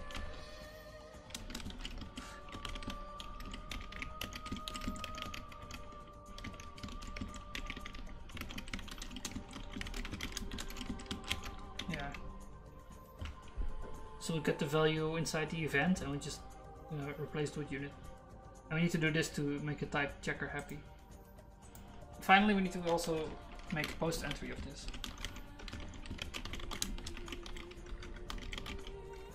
And I wanted to have days for some reason, but I don't think we need that. But maybe, it wanted maybe days, so we'll just give it nothing. And post entry.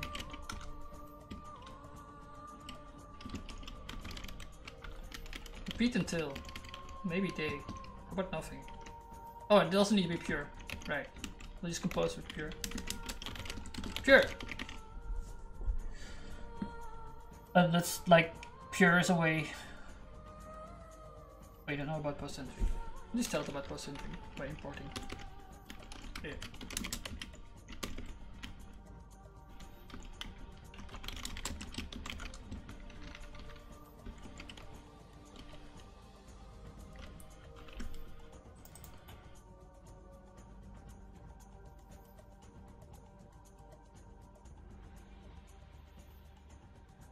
I can't believe it.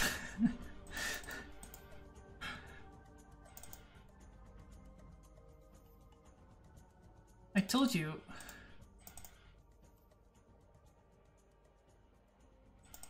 So, like, it's like this thing doesn't work because it's not sure that this failing thing will always return something, and it needs to in case of a view.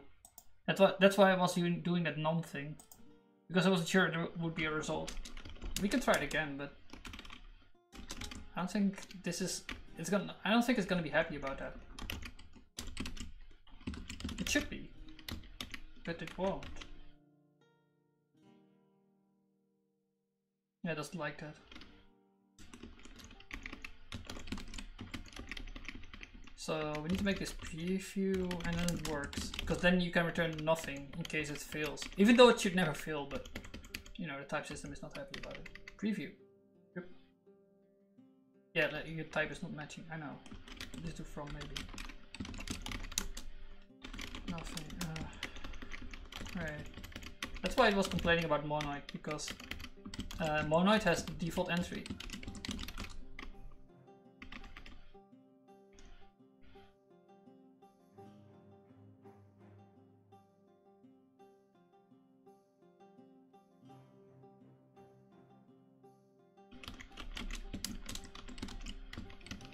It's F mapping into there. So we do preview first and then we do from maybe. You don't know about from it. Okay. Like, and it wanted to have Monoid because Monoid has a default empty. We can go back, wait. I'll quickly show that. Honey.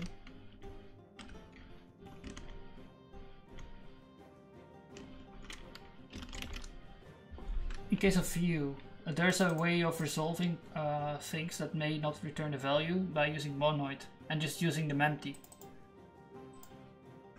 which is just a default value. But roster entry is not a Monoid because we can't combine them.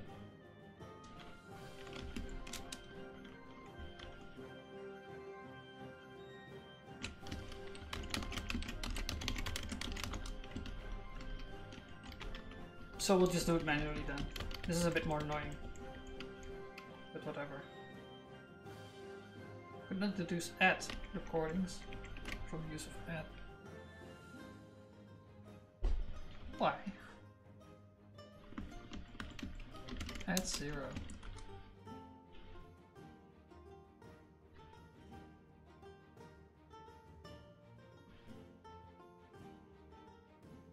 This says add, right?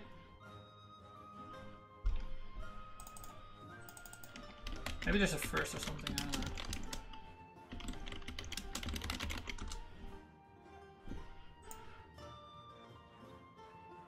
First.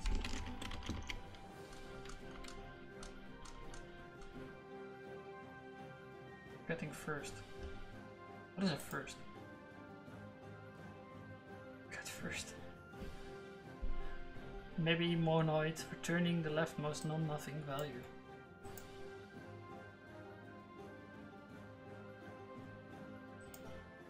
There you have it. It's probably fault then, yeah. I was thinking add because it's in. Oh, it's only for index shit. It's not indexed because it's linked list.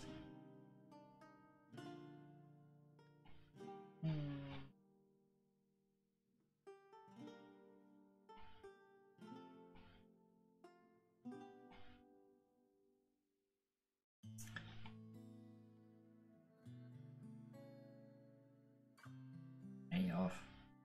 What is do it first? Oh, that is to get booleans out of it. Alright. Sim off. I don't think we're gonna find it here.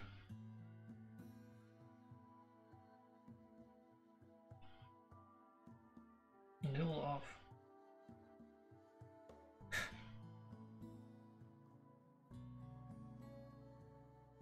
Found it.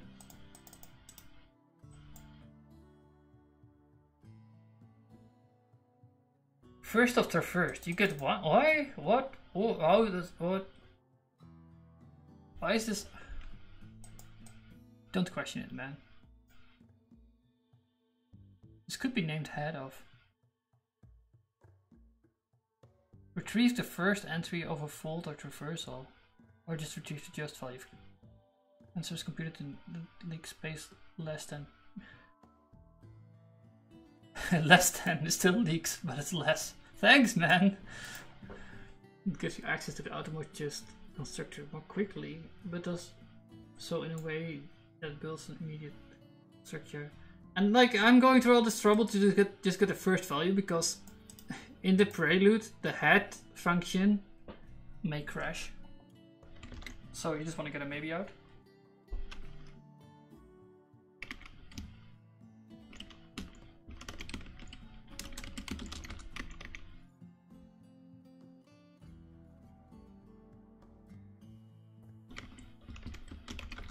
And this does that, I think. And it's leak space, but that doesn't matter. That's fine. What?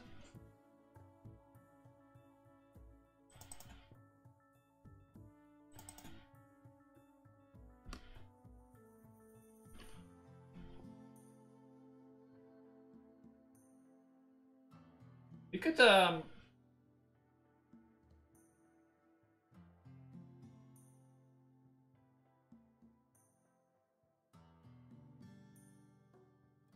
yeah, we can like use this event. We can do a toast out of this thing. I think that makes sense actually. But it's gonna be weird because we're not in the writer anymore. We're outside of that in this case.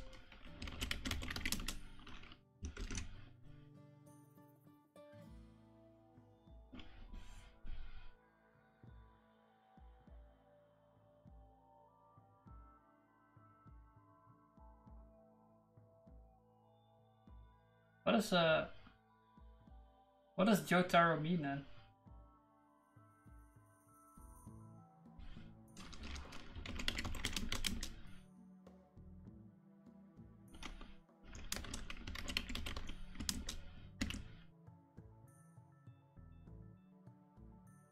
Ah, the big. Okay.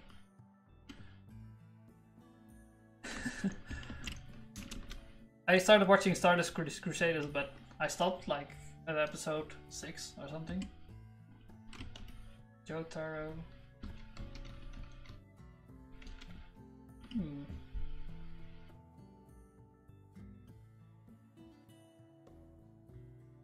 Sounds familiar.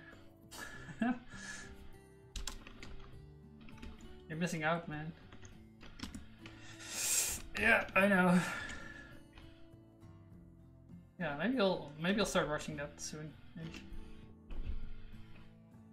Well, at first, trying to give me Rotaro.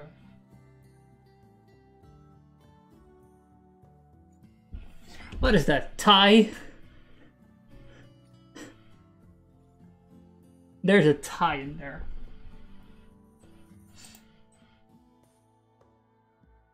Oh, Jota. Tie. I see.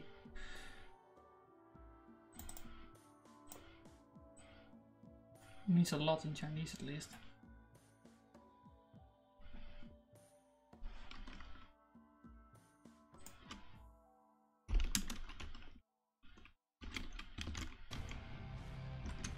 Toast.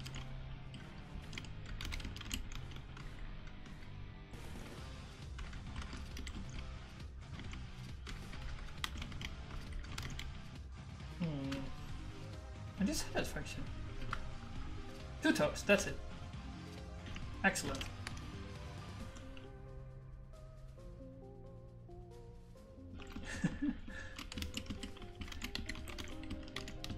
This is nice. I like this.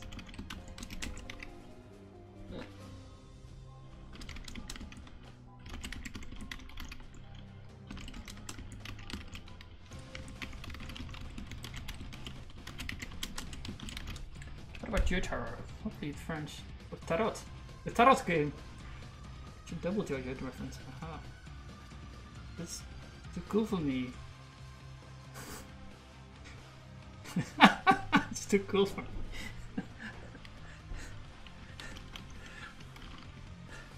Okay, man, if you say so.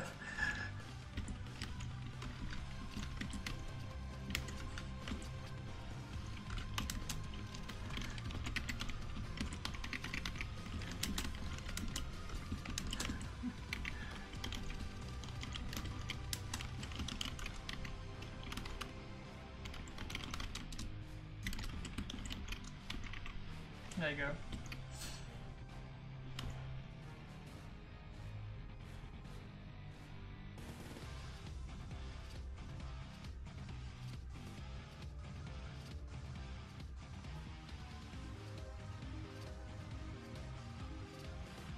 Terrorist.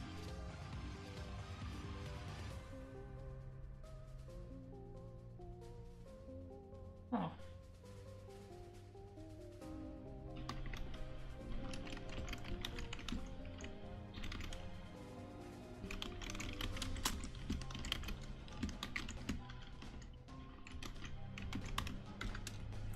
Just like Yappie in the Netherlands. A typical Frisian name. I think there are like 5, 6 people call it that. How come you're using servant rag result? Not handler stuff. Handler? Handler? Handler? You mean like the... This is client side. This is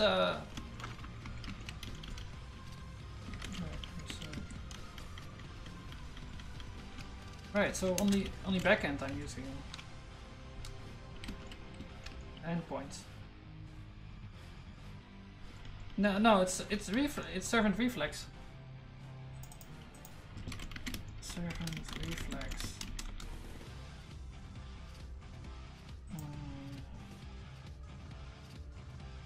Yeah, so reflex integrates well with servant because some guy wrote this. I don't know who. I told him to put it on Hackage, and he finally did after like a couple of months. Yes. It's my contribution. I complain a lot to other people to do stuff. It kind of works. That's what got me. I associate Haskell with backend 1.1. Just seriously, like most shit I do is in front end. It's usually because like users, they want to have, you know, nice shit, and it involves a lot of nitty gritty, annoying front end work. Although Reflex doesn't make it that bad.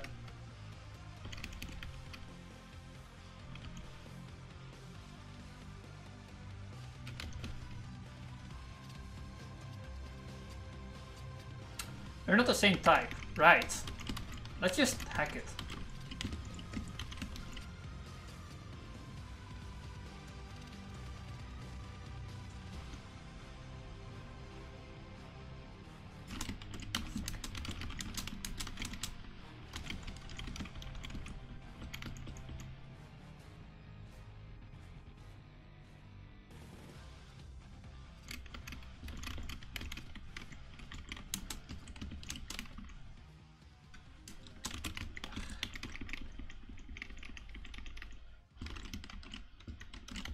Now you're the same type. Are you happy? You know about each? You do know about each. What are you talking about?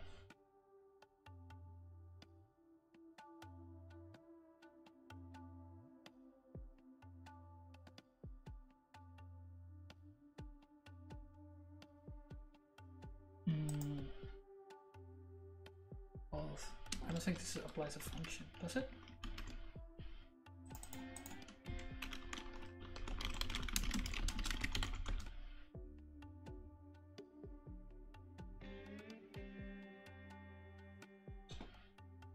I probably need to have the index in this case.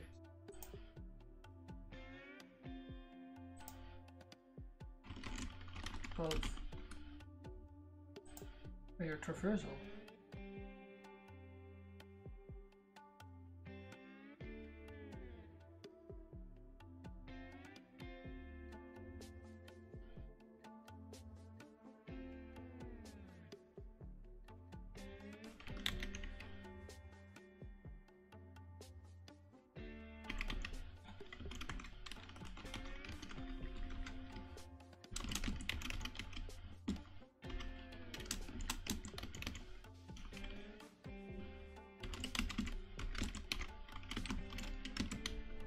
Does this work? That seems legit. Come on, you can make authentic application using Haskell. That's really amazing. You're starting to believe, man. I mean, I don't really get why everyone's surprised. It's a real programming language. Really, really.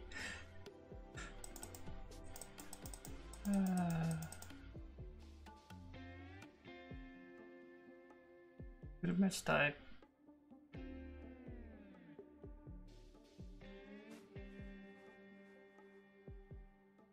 We need to map it, I think.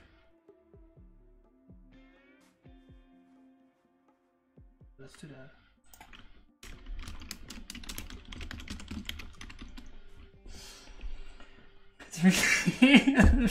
It's really, indeed. I feel it's just a question of belief, man.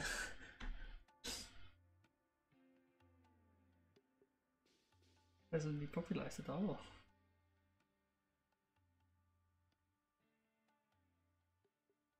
Compared to libraries either. Yeah, like, right, yeah. For a long time there was no hackage. That's true. Yeah, so everyone was just doing their own little Haskell thing, and nobody ever shared their shit. So you got like this community of best music.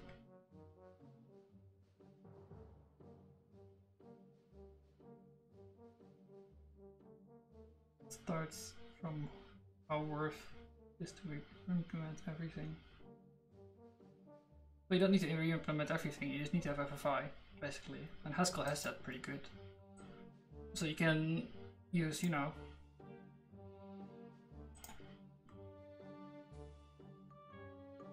yeah. You just get everything for free.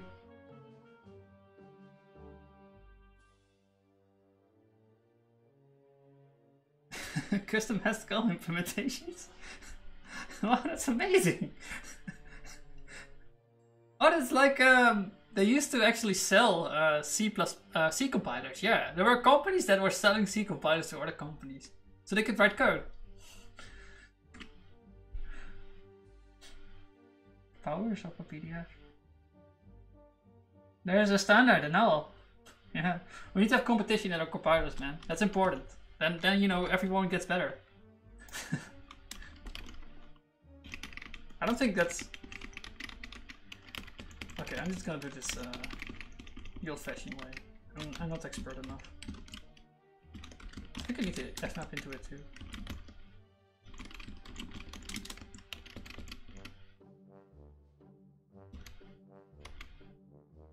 I couldn't make an initial list out of it because it had different types. No, that should just work. The problem was I didn't fmap enough.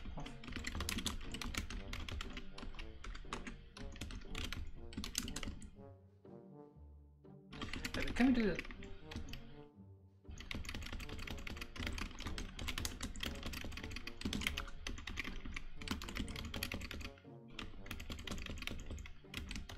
You're already list. There's a standard NL.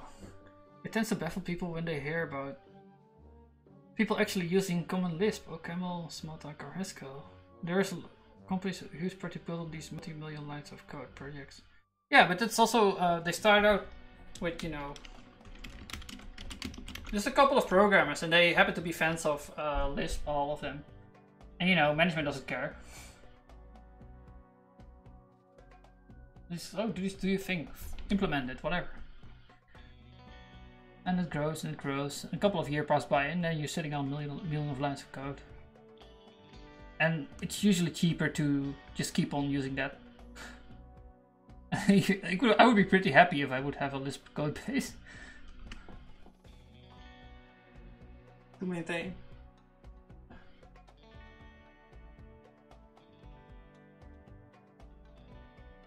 Company size and other traits. Yeah, I suppose. Well, it becomes like rewriting is really expensive. In almost every case, like if you do a rewrite, you can at least expect a month at the minimum of delay. Just to do the hello world shit. It's a pain in the ass. Especially with multiple people. Someone doesn't get it up and running fast enough. That's why you rewrite twice, exactly. Fuck expenses. Oh, I did it 3 times. Oh, this is the 3rd time, yeah.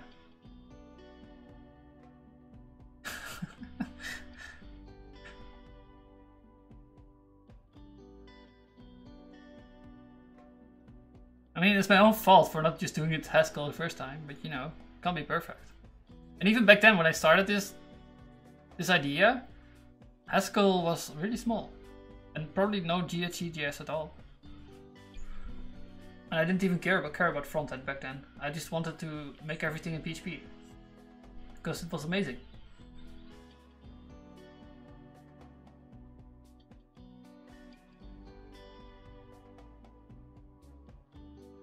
Are you really doing this to me?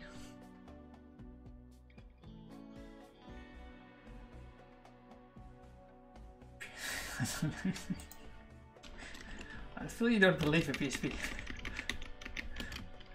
Just imagine the day people didn't have compilers at all. So when you just started a project, then you implement a compiler and all and establish a framework, people stuff like that always make people be smarter in our field.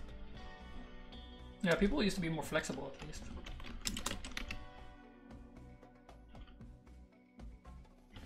Then again, like the people that got into that,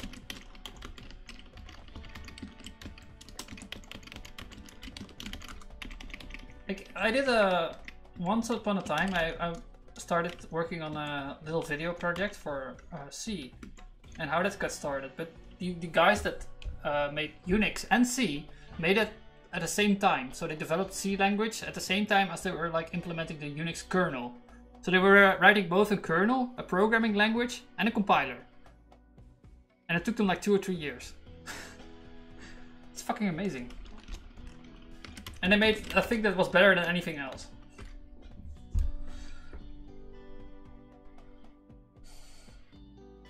I'm having so much problems with this. Oh, I don't need the F map. That's my problem.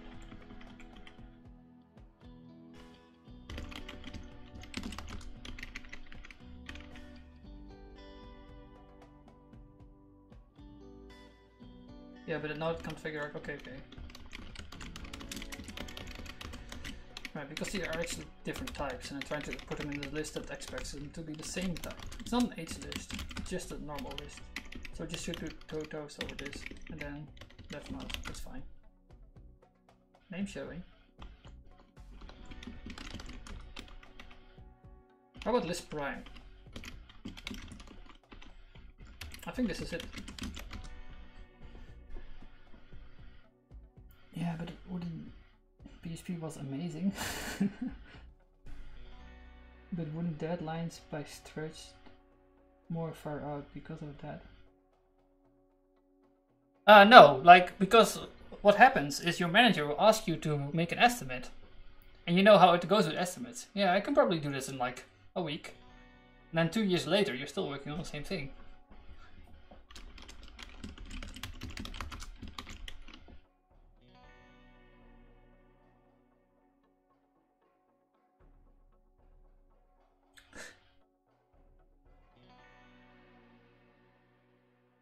You should haggling about deadlines. That's a good skill to have. Single compiler was way more expensive. Yeah, but you also had that bootstrapping problem, right? Oh, I didn't even talk about that. They also did that, bootstrapping. That's a really hard thing to do. But this is where you go from your language you invented just on paper, right? And now you need to get it in the machine. So you need to hand code. The binary to create an initial kernel for your language, and then from that kernel, that kernel is a compiler, and that can compile a bigger language. And from that, you move up the abstraction chain. So yeah, you probably ended up with like well, either assembly or binary. You need to flip switches.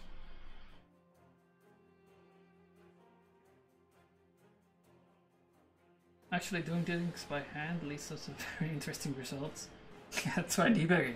Try debugging, man. You don't have a debugger.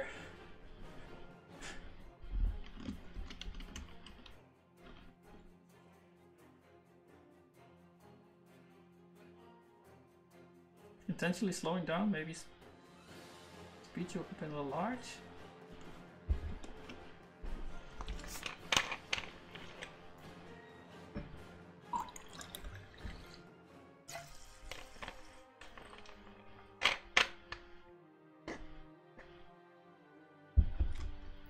I think it's important that for me that there is so much contribution.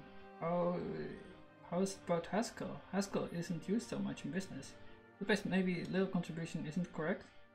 Well, it's really easy to move your code out in the open because of how the language works.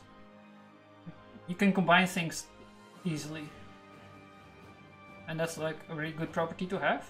So even though there's little contribution, absolutely, the shit that's out there is of high quality and can be combined really easily.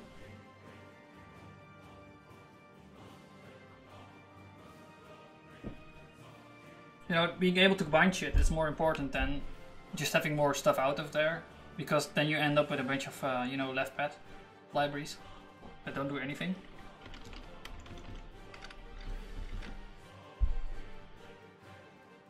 It's like the entire argument around Haskell is that you can combine things easily.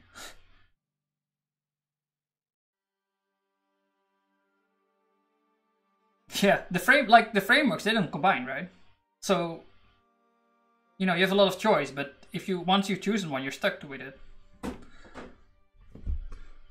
What I can tell you about Haskell, people tend to care different things than other communities, and I'm pretty sure programming is pretty close related to groups of people with different beliefs, religions, sort of anything else. Yeah, it's like religions. Sure.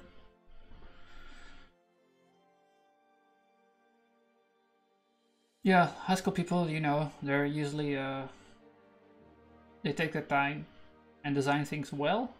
So you end up with just simple things, I suppose.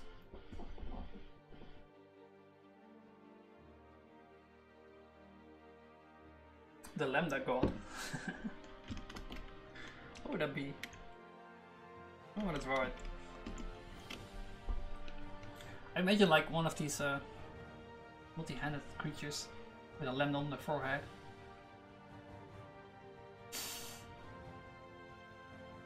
Many parts people in other languages use the same words to describe different things. Or working precisely. Simple. Yeah. That's a problem with language, right? Ambiguity. In fact, I think most communication is based around misconception rather than understanding each other. You're way more likely to misunderstand each other.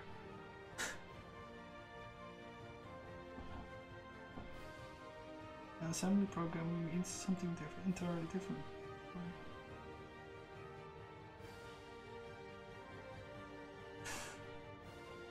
It reads Haskell, but it's written slash. Backslash. Lambda?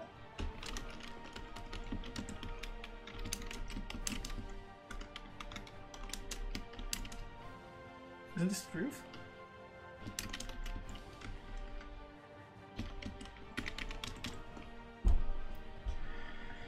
It's all misunderstanding because words mean different things to different people. Not just in tactile. Yeah, everywhere. It gets amplified in tech because you need to build on your other people's, well, basically incantations into the documents of their own words. You amplify each other's words. Literally. Let's see, we're compiling. So this should work now. We can get it out too. We can use the lens thing. Do I have the typo? Type? No, I want to have env, I think.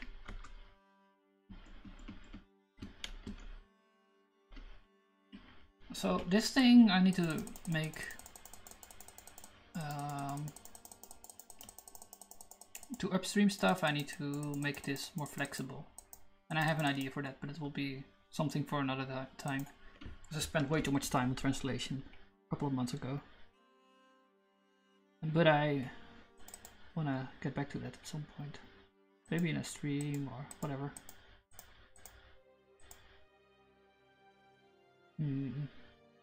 We'll do undo event. We'll use the prism on that, and then use know nothing to filter out events that are not that kind. Type, I mean. Kind is something else.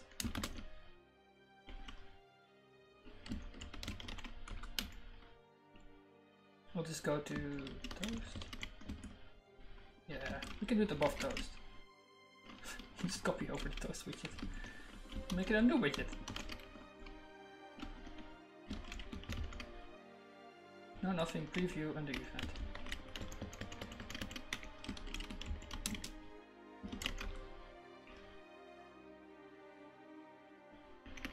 And out of this comes another event.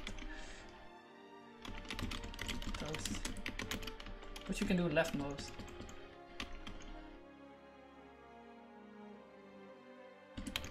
Here.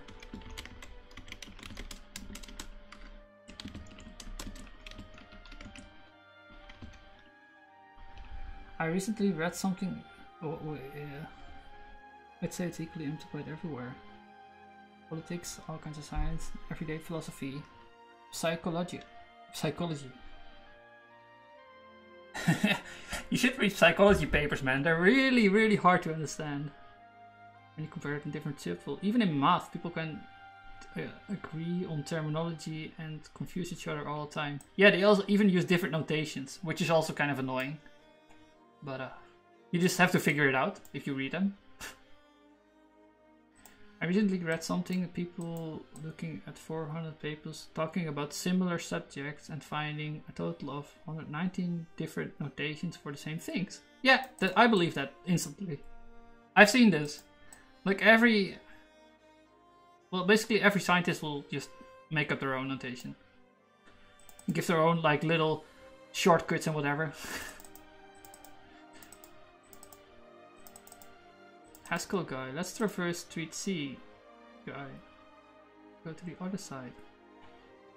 But it's like it's basically chaos theory or like it's no, it's this law of the universe that everything needs to refer to chaos. It's called like entropy, I think, in physics. And it's basically the idea that everything goes from order to more disorganized. So even the behavior of using different notations everywhere is just following that law of nature.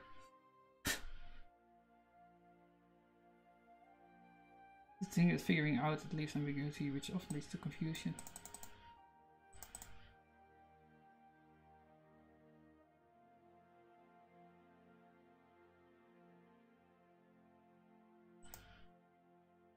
Let's traverse the street. See guys, let's go to the other side. I don't know. I think the C guy would use start with a for loop and then see where it ends.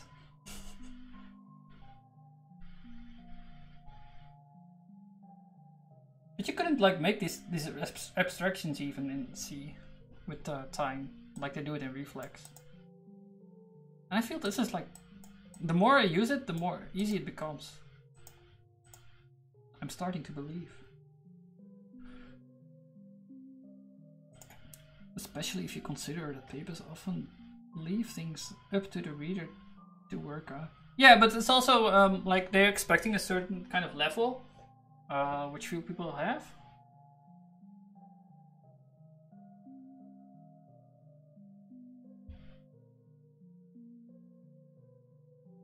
But on the other hand, like they cite, right? They use citations for things. If you're like, if they're using concepts or something for the first time, they will just use citations.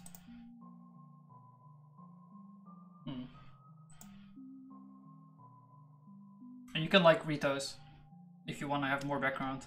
And then if you don't understand those, you go to their citations and you keep on going deeper and deeper.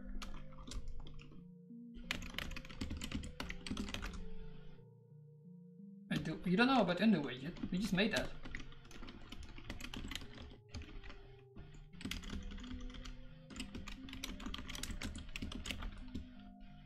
So we should also right, we don't even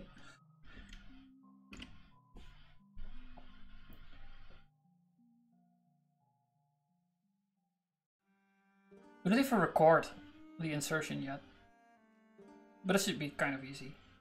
I was referring to the... Oh, I'm realizing that in fact we can't do this entry stuff because in case of a plugin we need to be able to undo the entire macro, not just whatever. Oh, that's gonna be annoying.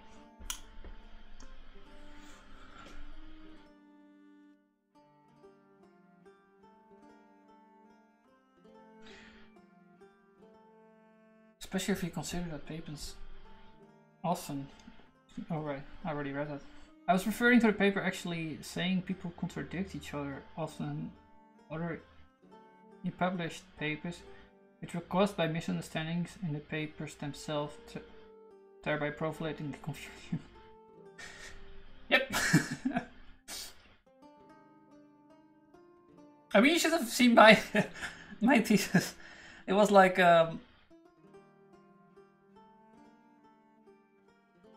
the way I did it, I didn't even, most of the time I didn't even read the entire other paper. I just looked for specific parts and then cited that part. Because you don't have enough time to read everything carefully. So just kind of skim it.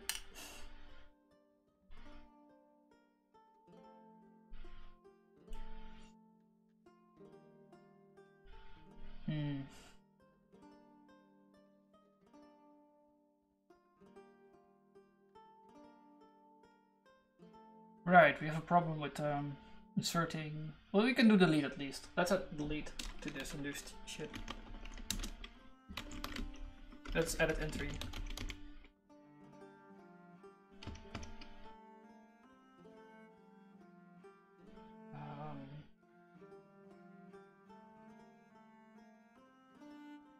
If I can on delete.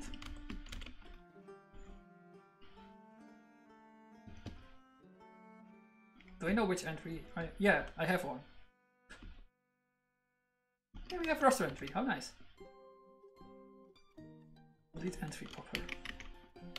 We'll just tell about it. On delete.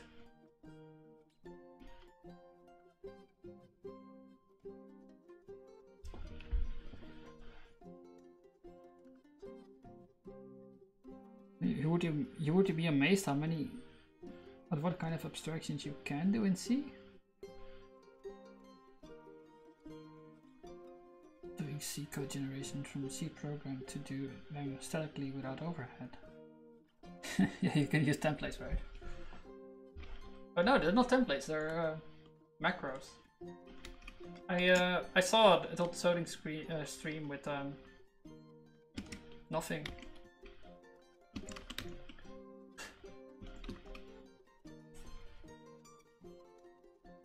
Yeah, but you still have macros in C, right? I think like the entire include mechanism is also macro based. It's just the glue to make it work.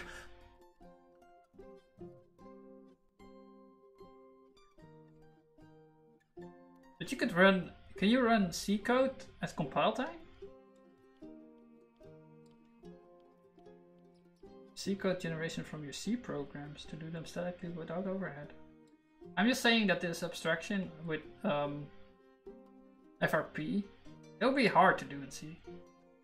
Yeah, I have no doubt that they can do something similar, but like this event and behavior, basically events and behavior. You create a scene program that you compile, run the executable, feed it some input, and then create a new C program which you compile.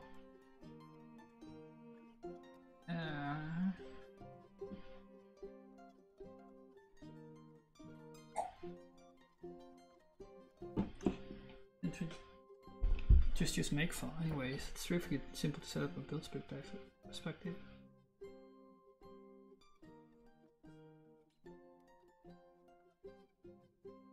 A program that writes programs? Whoa.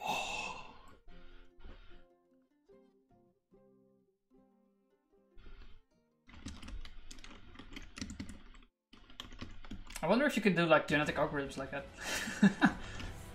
It wouldn't work with C very well, but I'm pretty like I've seen papers that done it with Lisp. So your closure or bracket, you can do like a syntax evolution on top of that. Didn't seem to do much in that paper though, but still an interesting concept.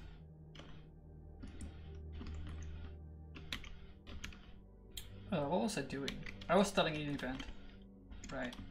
We need to tell. On delete.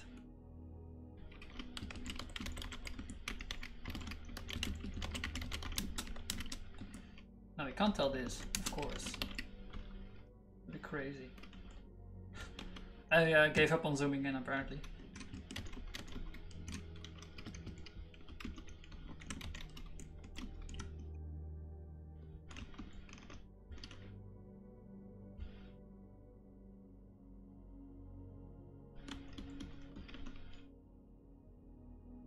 Event.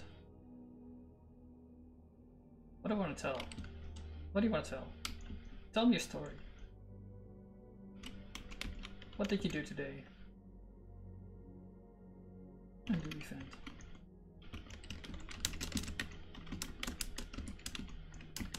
What event do you want to do? And do types. Delete roster entry.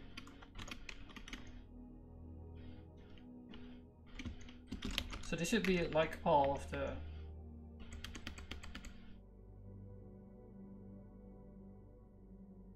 Not in scope, right, need to import that.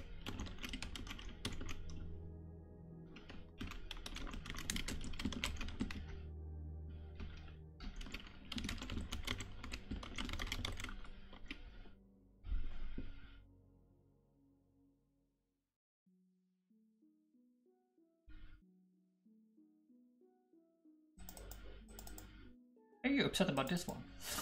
This doesn't make any sense.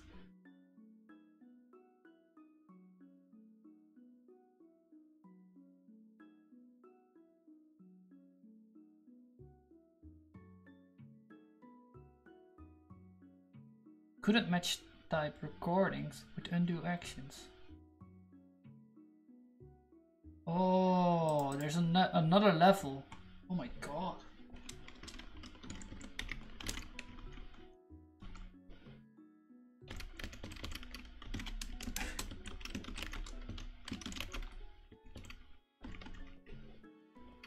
Undo event, record, delete, roster. It's almost like language. Almost. And then this crap. And then dollar signs. We make money, guys. There's a lot of dollar signs in my code. It's almost like PHP. I'll be rich.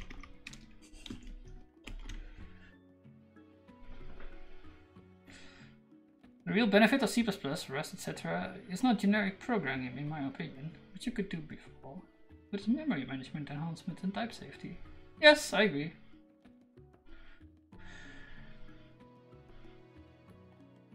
Rust, especially with potentially with concurrency, but like,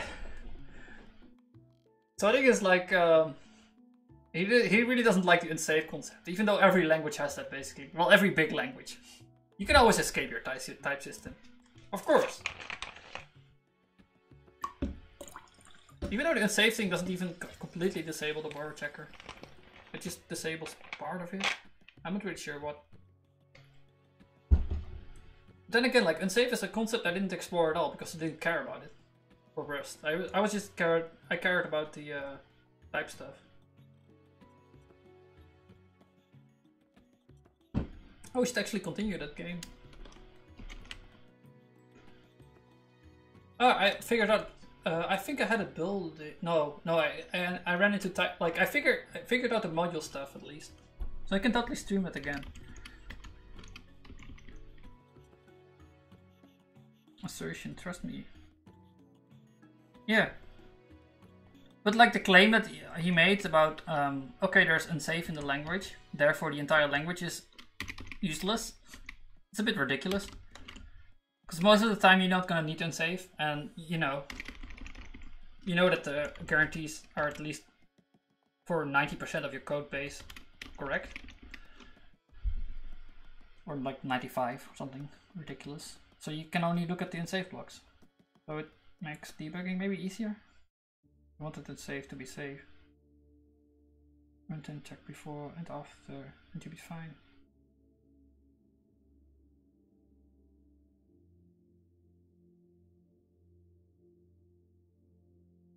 If you want it unsafe to be safe, you can just do a manual runtime check before and after and you're fine. It's just after.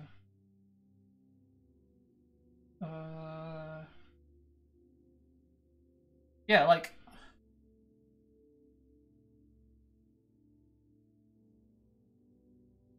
that's the thing, right? You're saying to the compiler, I'm gonna make this safe myself. I don't need your help. Type of the value. No, there's type system in the safe box. That's not the thing it does. It does stuff with the bar checker. I think it allows you to mutate immutable stuff and stuff like that.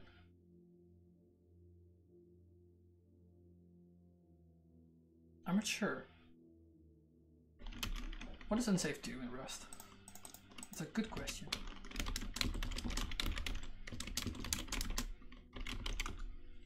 Do what unsafe can do. Okay, wrap pointers like C and C++. Call and save functions, implement and save traits. Yeah, so mutate static. What does static mean? Does it mean immutable? Exit field of unions. Right. Dereference raw pointers. It's not even that much.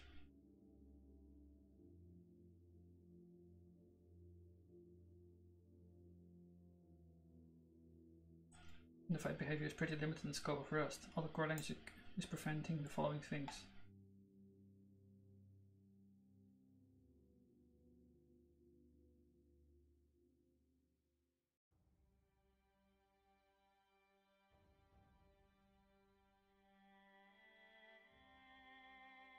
The reason these operations are relegated to unsafe is that misusing any of these things will cause very undefined behavior. Definitely should not invoke undefined behavior. Unlike C, undefined behavior is pretty limited in scope of Rust.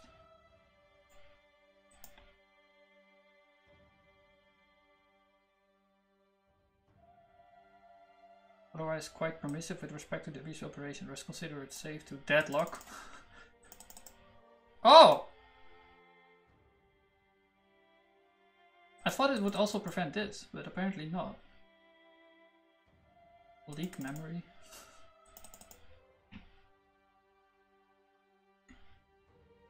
Damn it.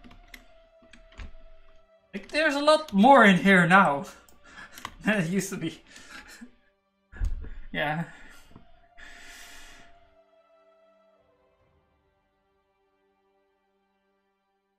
Static section of your program, constant strings, etc.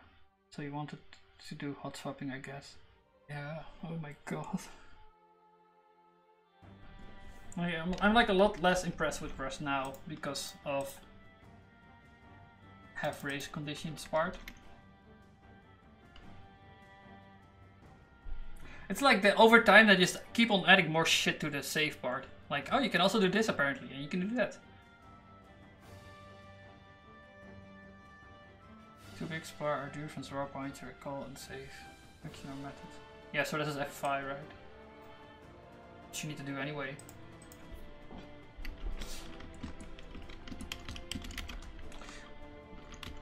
I know for a fact there's a forget function. So you can like leak. Yeah, that's why they call it leak memory. That's safe.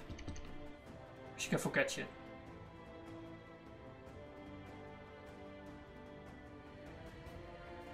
But I think the only reason they have it like that is because they added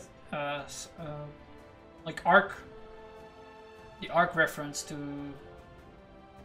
the standard library as safe. And if they would remove that, then they're still like they wouldn't consider leaking safe.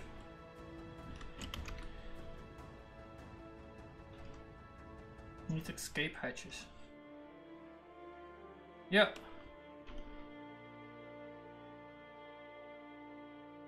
Yeah, I agree. Edit entry.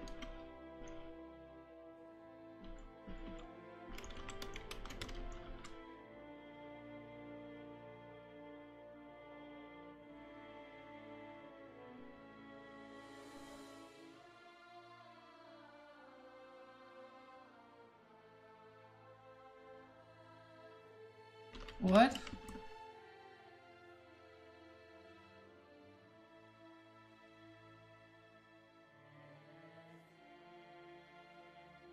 Oh, there's of course not a value in there.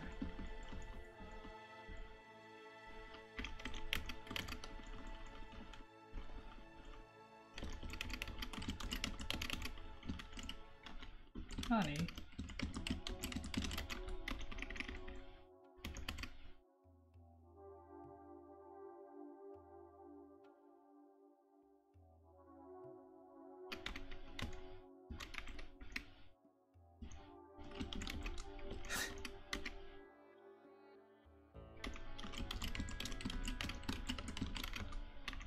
Looks like Lisp. It works. Okay, yeah, so we need to fix the post entry.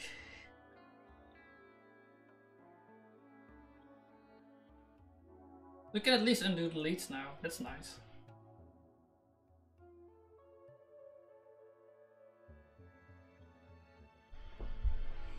Overhead grow VM, for example, can now compile LLVM code and add memory safety.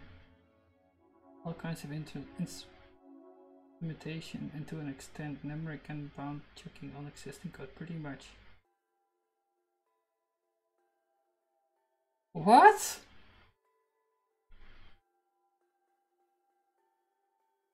So wait, so you would say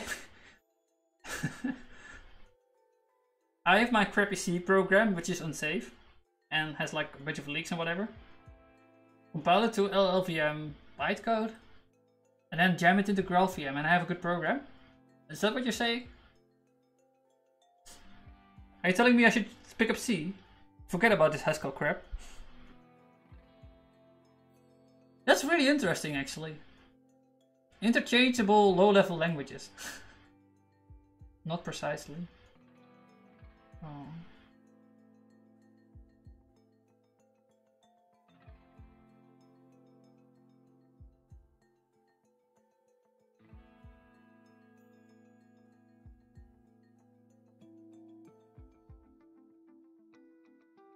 It means you can avoid certain security problems, buffer overflows, etc. From the LLVM bytecode?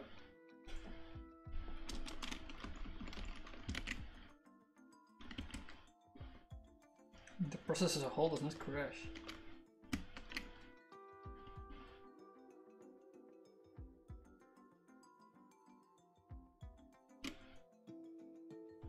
You got an exception.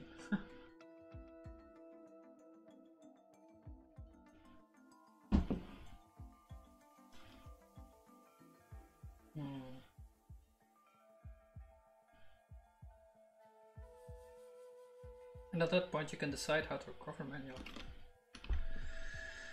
Yeah, that's nice. Almonds. Eating almonds? Oh, it's a good idea actually.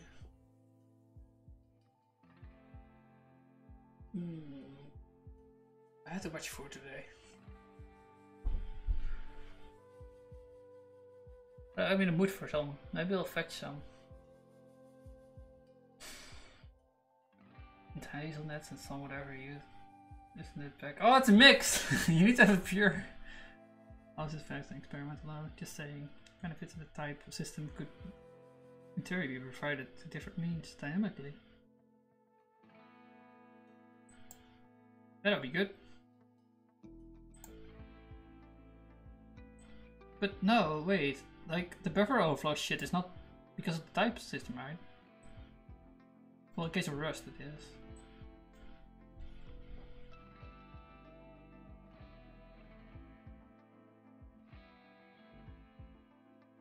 Just poor API design.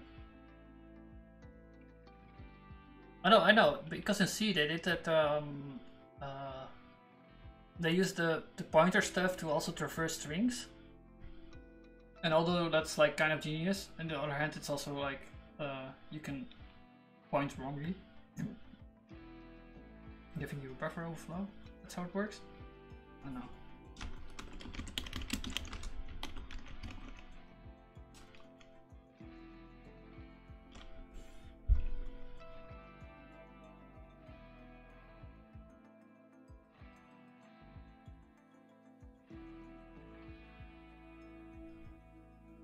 What am I doing?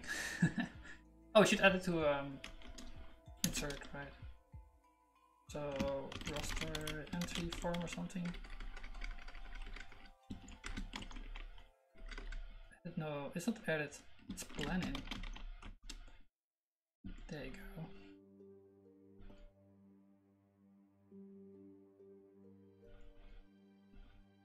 Set type. It's a thing we want eventually. String length that counts each character in the string. It's 8 times slower than how string length actually.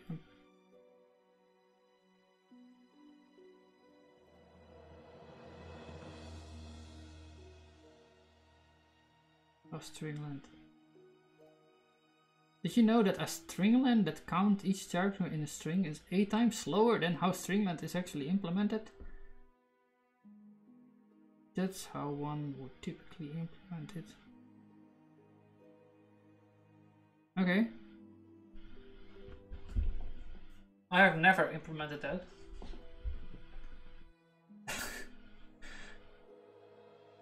Then again, I don't do a lot of stuff with strings anyway. How would you do it properly then? I know! We'll fmap sum into it.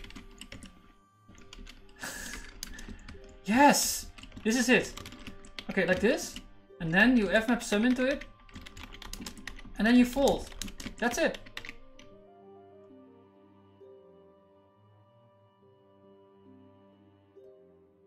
Does it even work? Does it compile?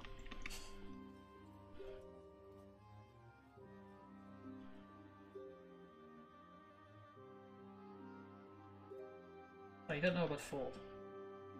But it works. No, you can just do a const one, right? Yeah, like this.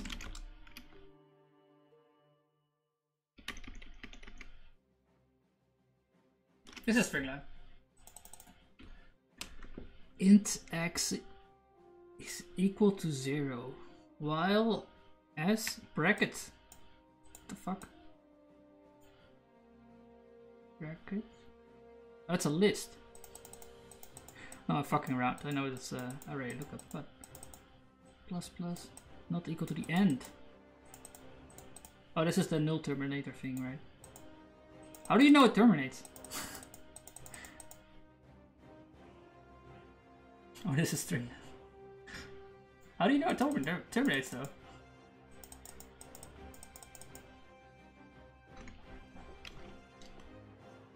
Because RAM is finite. Let's take it out.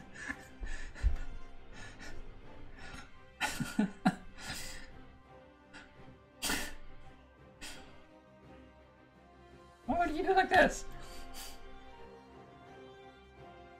QED. Do it like this, man. It's just sum, and then you use the monoid instance of sum, and they're all ones, so they all become sum plus sum. Thanks for coming to my TED talk. It was nice having you, man. Fold map? No, it's not a fold map. It's not like Mythical Morning. Just fold. Look. What is it?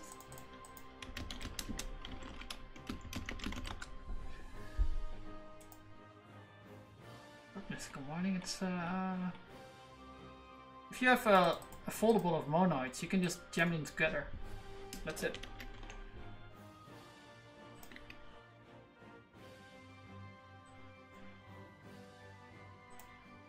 What exactly were you referring to? XC does not. Was looper running apparently.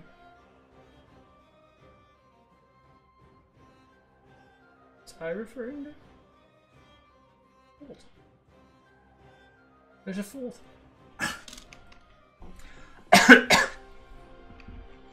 I can't talk.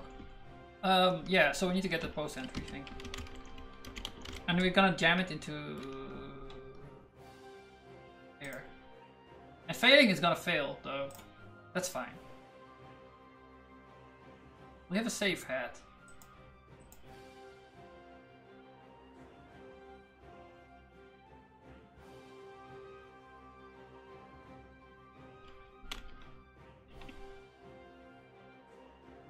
Yeah, I'm curious too. Pure setup. Okay, this is it. Valid platform. Is this dynamic? This is annoying. Oh, we can get the current. We can get the current and then tell a friend about it. Okay, let's update. Let's break everything. This is gonna be so annoying. It's gonna be post entry.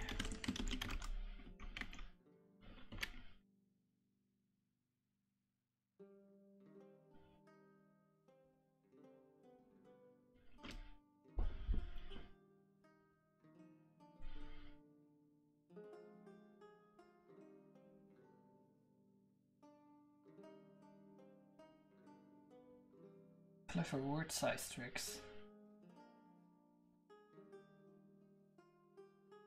Oh, you can. Oh, you can blit it. Oh, you can use a.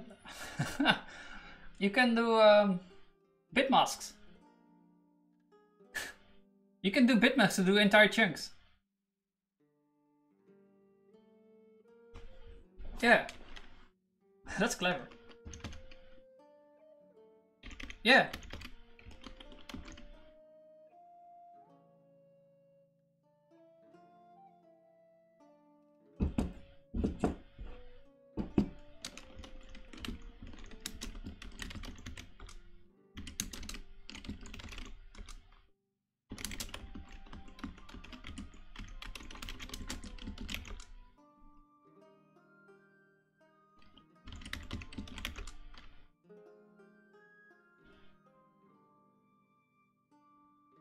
Wait, characters are...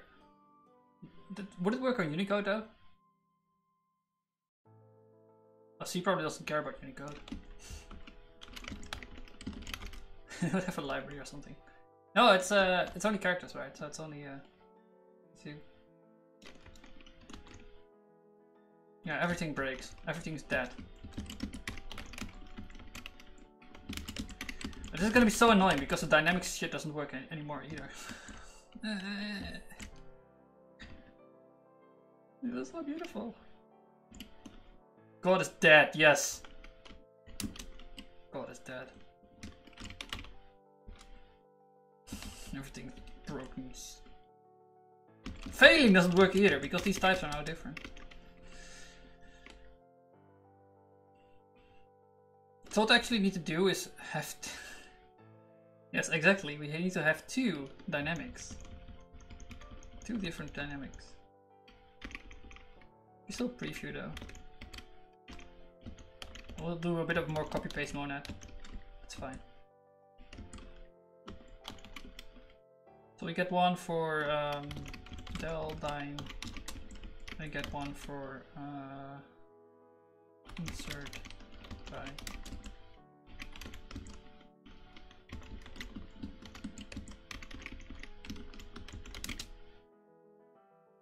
Delete roster. Oh, it's insert, right? I flipped it. I flipped it. Damn it.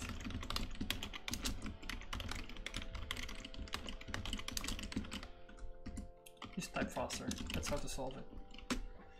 I wonder how much difference it actually make in practice. Practicing. Ah, it is 8. The difference is 8. It's not that it's expensive, but you do lengths of strings quite oftenly.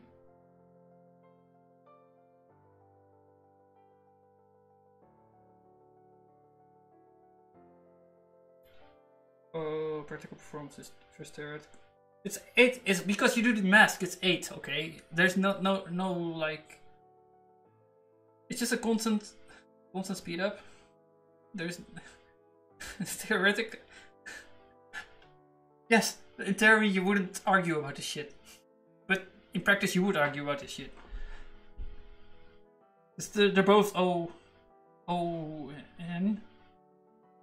Except one is O-N, the other one is O-N divided by 8, but you wouldn't care about that in theory.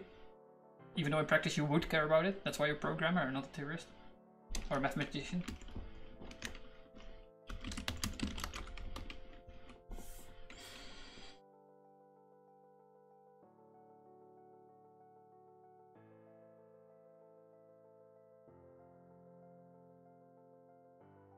I've seen plenty of results that were just plain wrong.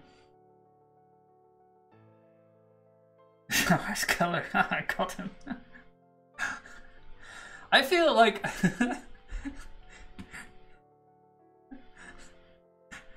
he tricked me.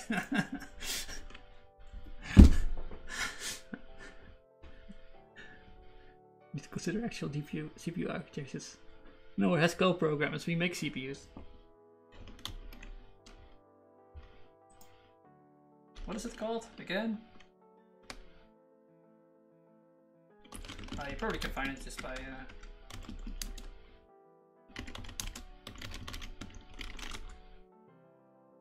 No, not quick check.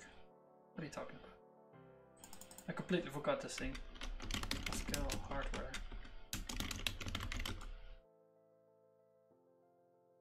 Clash, exactly. We make CPUs. Functional hardware description language. The process index for most semantic from functional programming language Haskell. Yes, we make CPUs.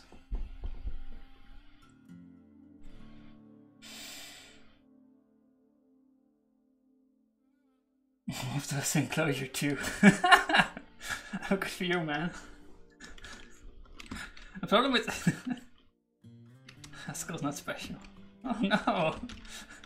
I was so happy about that. You really have an enclosure too?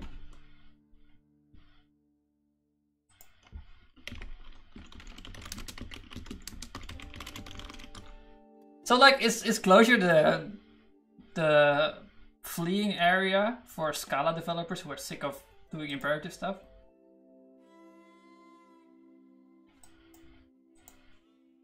Is this like actually a company or is this a project? Could boils down to VCL.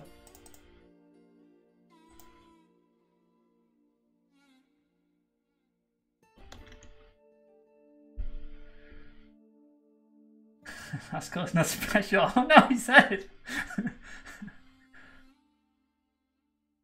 Allergic to cats? Actually, the questionnaire I have shown practically no Scala developers in closure. Really?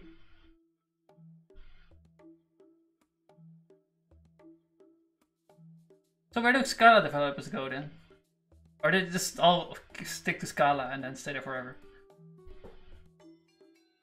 I'm an exception. Oh! Well, you're much more enthusiastic about closure than Scala, I think.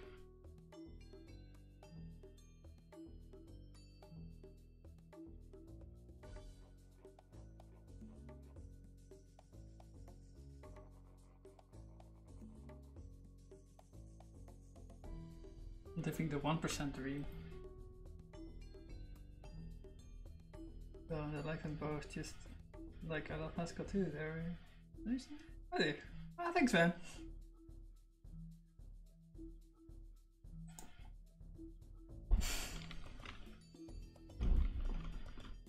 I just think they are that's a slightly different use cases. Slightly different.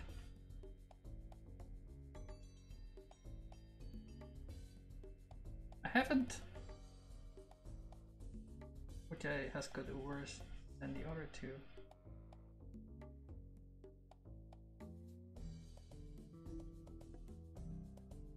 I mean, because closure is a Lisp, you I imagine some tactical stuff with macros and shit.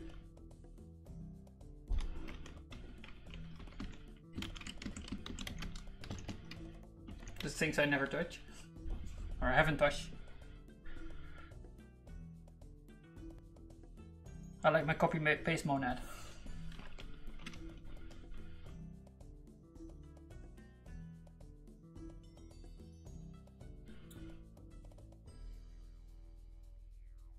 Yeah, there's no entry then. What are you talking about? Delete roster entry. So Deldin, it just works, right? You can use the dynamic in there.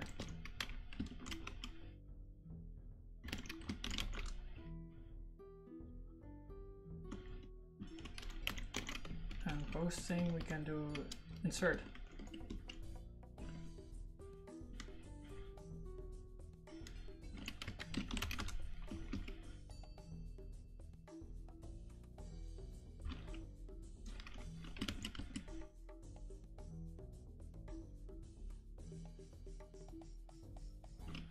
Oh, we can't do dev entry anymore. Oh, we can make it. There's like a dev post.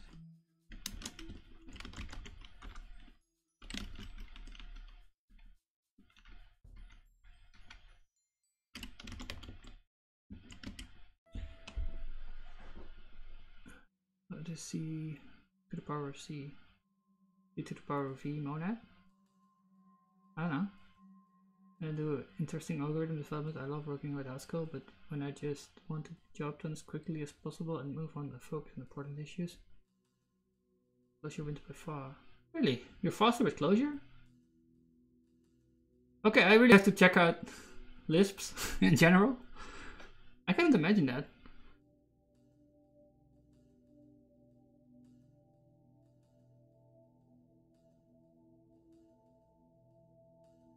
I flipped it. Power C. I had the opposite impression. It feels like playing Twister. What is this? It's Ctrl C. Oh, what's a Ctrl C, Ctrl... What is a copy paste monad? I don't copy with C, Ctrl C. I use Y, and I paste with P. So yeah, like I use a different notation than you, obviously. I'm a scientist, you know. I use different notations for everything. Yank pasta. Yeah, yank pasta monad. I don't know why it's twice though. So I do know because I can go up 3 times and then copy a lot. Okay. Yeah, I can copy a lot. Yeah, I think. You Fim! I evil.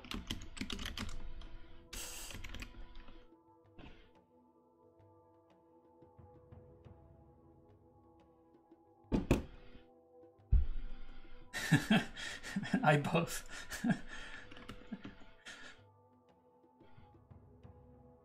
You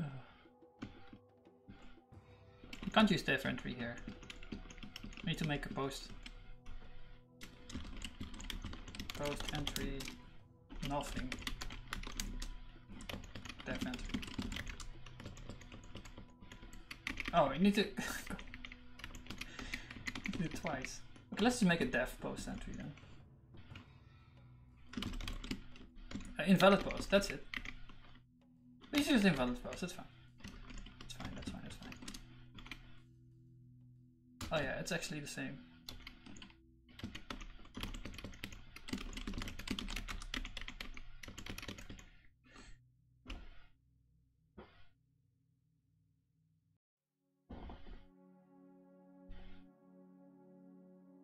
Do you know? Yeah, I know Age of Mythology. Is there so much Age of Empires? So much! I just have the original soundtrack of AoE 2. I found some spells to split up these like large OST YouTube playlist. Like they have like these 1 or 2 hour long videos, and then you can just automatically split it up with a spell if there's like a pause.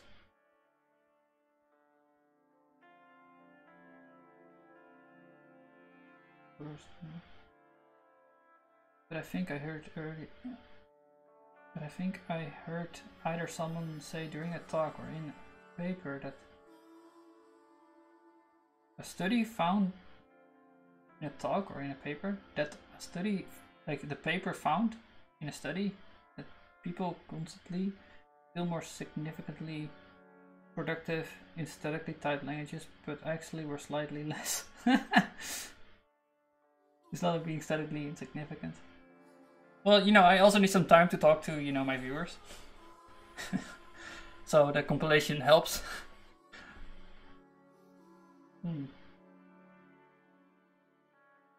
Yeah. Like the primary use case of Haskell is it's fucking addictive, right? Because you shorten the feedback cycle between trying something out and getting feedback. Because the compiler will tell you instantly if something's up. It's like psychological grounds for addiction creating behavior. This is like hyper effective. If you make this loop very short, like within 10 seconds, it's basically addictive. Yeah, that's what I'm saying. It's maybe all in the head. But still, I am addicted. So what?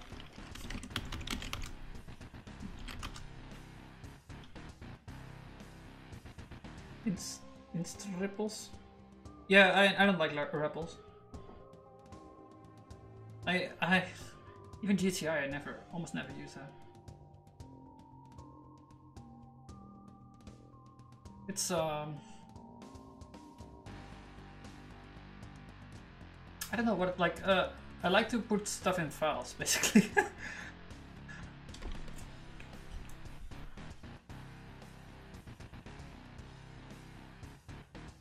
I think at some point I had a key binding to run stuff. Space R or something. But it was in the old editor. I forgot that. Instant REPL shows you the computed result of expression live while you type. Oh, I've seen that. Sub-second latency. I've seen something like that. I think it was in JavaScript or something.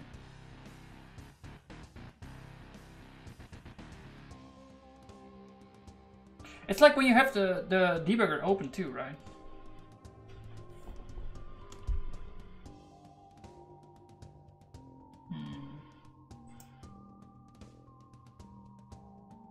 People was the first demo I saw back in the day. That's cool, but like all these fancy features, I need to modify my editor. I have like an entire list of shit I want to do, but I don't have time. Instrumentation, intermediate result or something.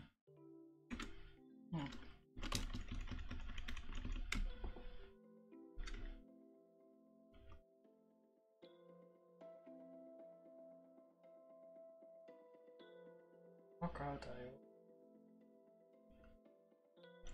Yeah, free Marnet. I don't know about that. I think I'm more in the MTL style of thinking.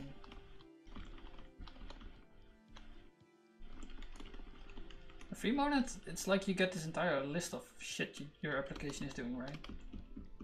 It's kind of a bit of bunch of boilerplate. Well, then again, MTLs too. So just do everything in IO.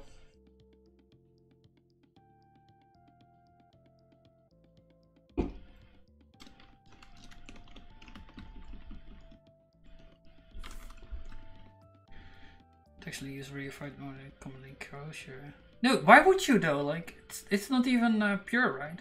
You can just do whatever you want everywhere, right? Just use the concept here to draw an analogy. Even I can do anything I want because I have left IO.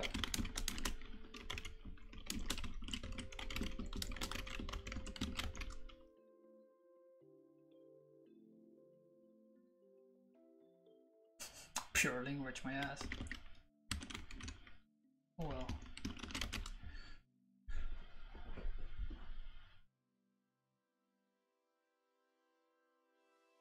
Fmap is useful. I can do everyone because I haven't saved before my own. Oh, that's right. There are some user cases Fmap is useful for collections in general. And like maybe Fmap is not monad, it's function.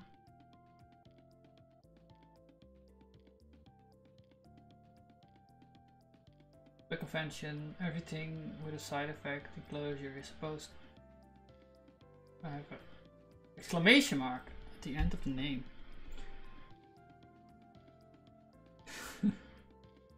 Just rub it in the IO call.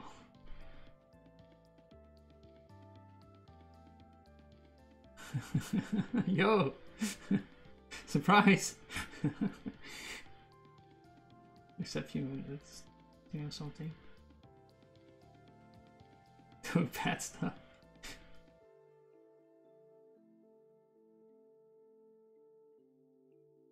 People that have designed those, you have thought through all the common problems. Ah, good for them.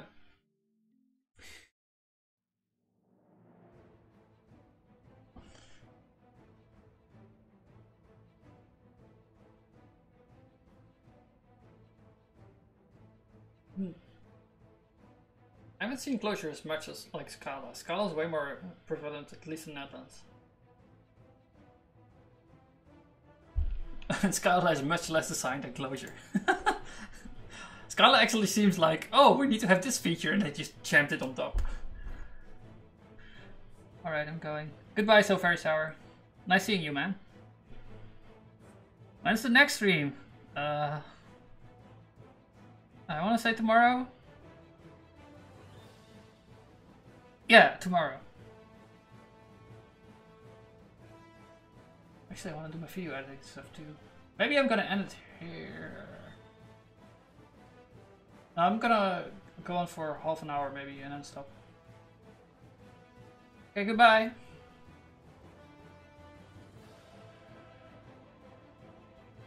Right. Oh, Jitar, is you're going too? Goodbye, man.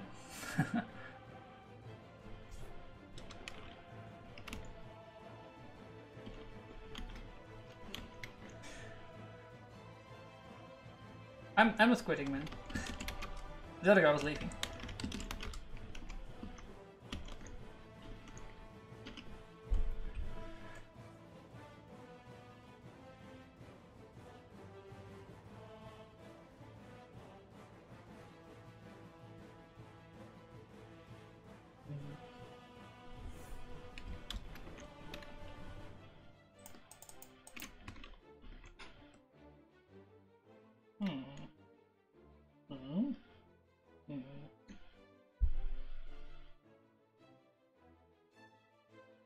What am I doing then? Oh, it's actually compiling. Right, we finished something apparently. That's good. It's good to finish things. In general. But we haven't...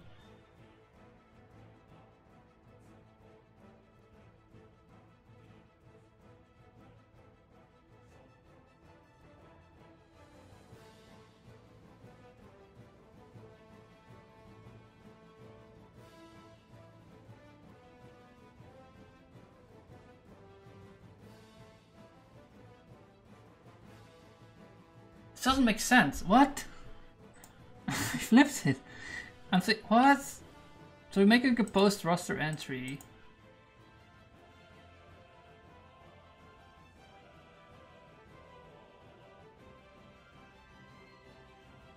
No, you need, in case of delete roster entry, we need to have the opposite effect.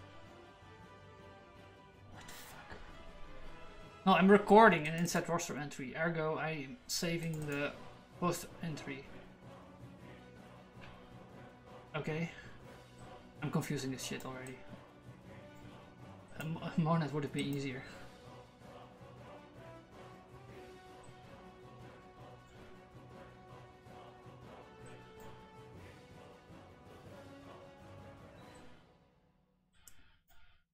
So we have the current recording.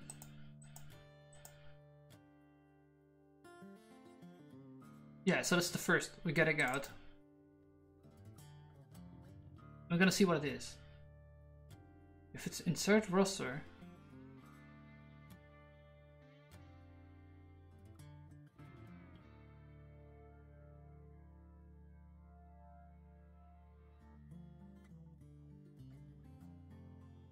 If it's insert roster, then we need to do the opposite, right? Of insert roster. Ergo, we need to reverse this list of entries and delete every one of those.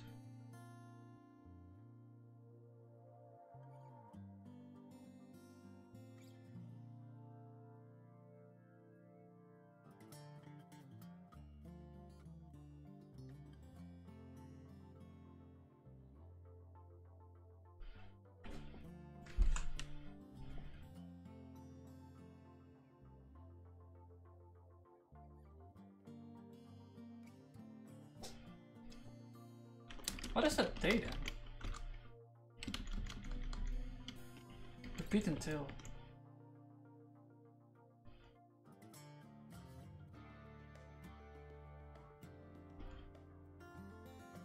What's this used for?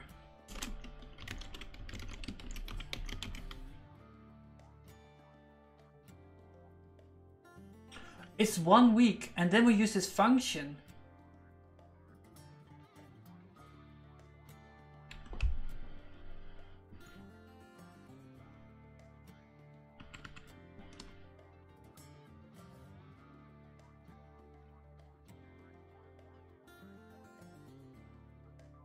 to create a day range.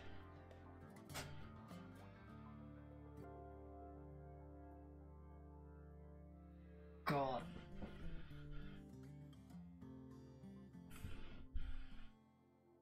To do all the opposites. Yeah, this is gonna be harder. Maybe I'm actually gonna do the... No, I still need to fix this problem then. But this is wrong at least. So we don't... Huh?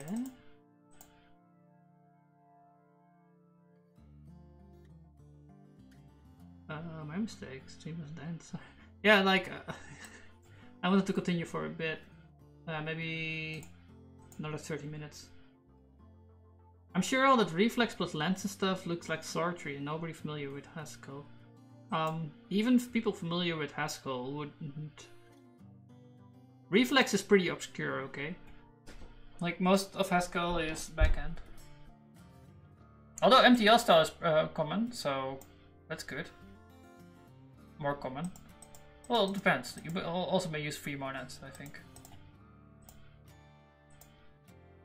Free monads are fucking weird, man. I used this for a bit and confused me. But yeah, lenses. I think they're more like they're common in big projects if you need to dive down into data types. And in the beginning, I didn't do that a lot. Like I didn't have big types, but it's getting more and more every time. This is, by the way, a great way of getting rid of maybe. Just traverse. FFP programming in general is probably not a common knowledge. Don't you have React? Or don't they sell it as FRP? It's reactive programming. It's not functional reactive programming. There's completely different things, okay? No. I don't know what React counts, because it doesn't do anything with state. It's basically... Oh, we implemented the DOM and you can access it in JavaScript. That's it. The rest you're on your own. Hey, they do state stuff. They do a little bit. Per component, I think, right?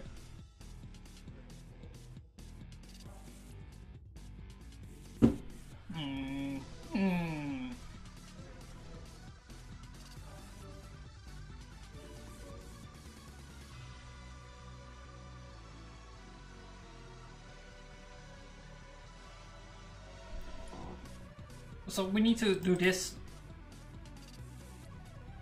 What? It's your front post.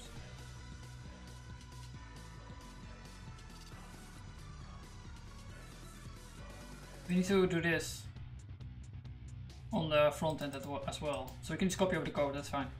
Or make it like in common.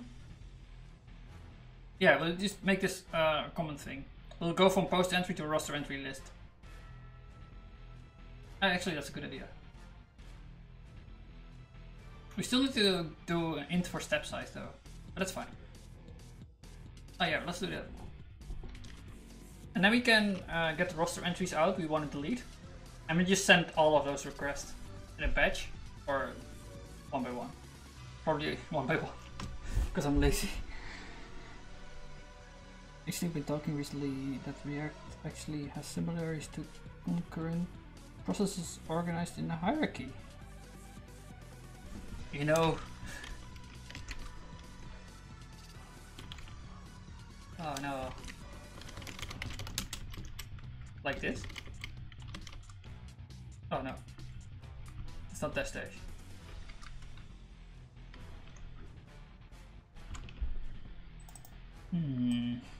It's like systemd, you say?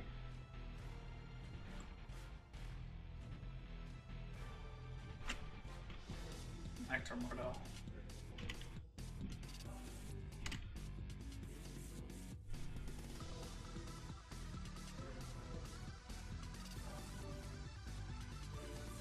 React has similarities to concurrent process and hierarchy. Instead of sending messages directly, you return AST of children.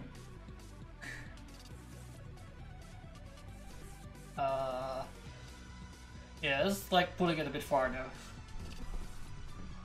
There's no messaging per se going on with React, right? Is there?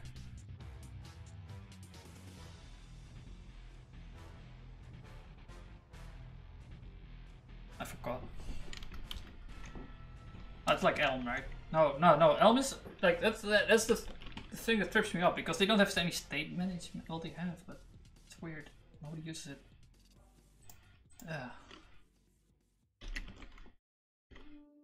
Can't compare it to Elm and get away with it.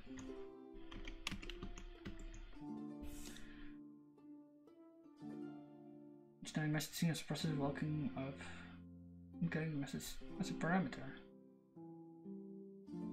Yeah, but you got your actor model. If thing wakes up, redraws. I suppose.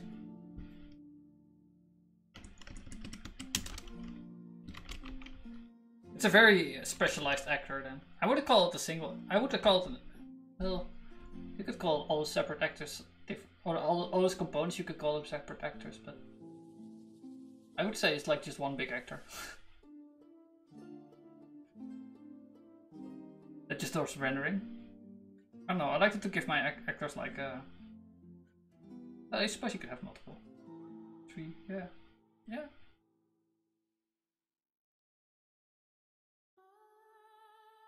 To use purity synchronicity.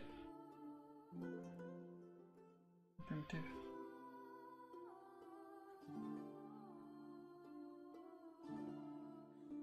Set state, yeah, that's what I mean. That's the state management stuff. Everyone confuses.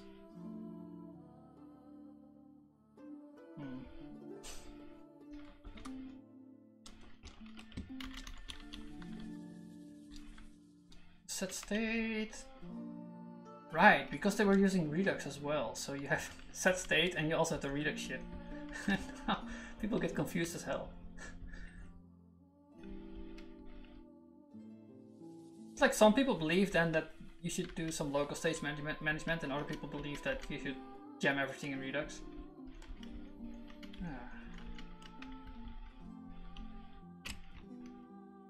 Right, we are going to post entry and we're gonna make that function. Please.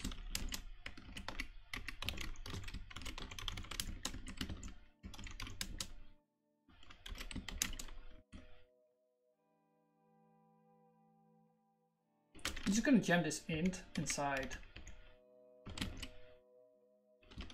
post entry.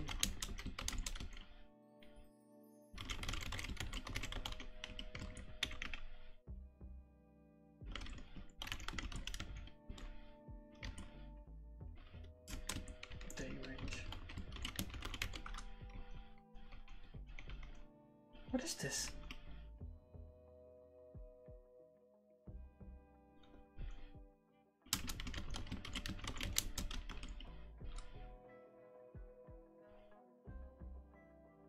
The fuck?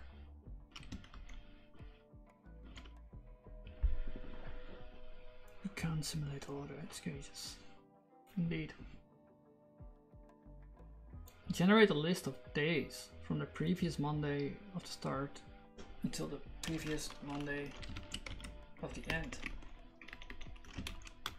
Is that all it does? Hey, fmap into that. Repeat until.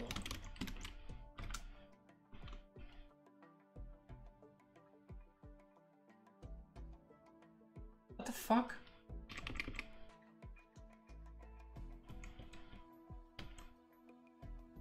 What does this do, man?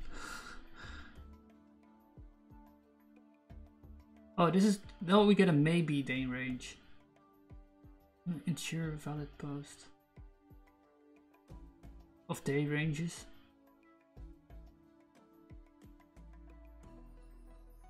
Like another opportunity to crash, I think. Yeah, unacceptable. Does this refresh? Probably. React is certainly a tool that can be confusing to beginners. We have React context implementing essentially concurrent dynamic scope. It can use for dependency injection and other things. Well, there's Redux for global state, and there's some cases for local state.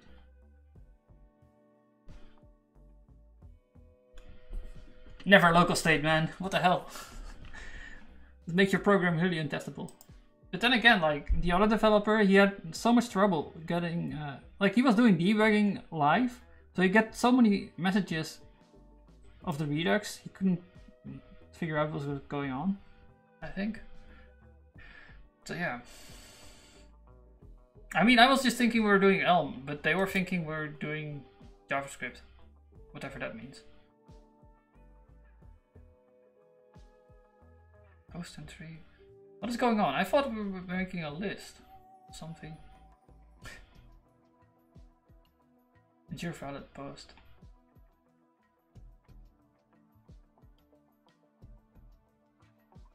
Validate post. Copy post. What is entries then? Template entries, how about that? Template entry.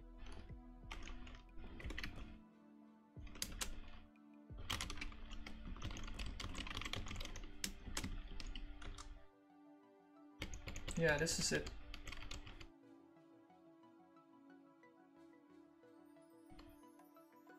Oh, we can just copy over this entire module.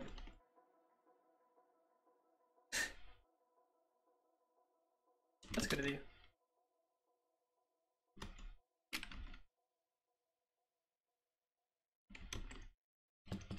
Is all this shit just in here? This entry. Yeah.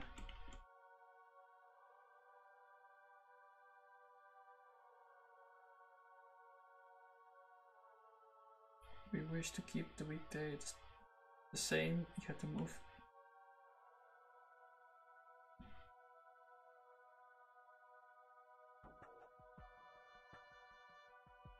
Is acceptable.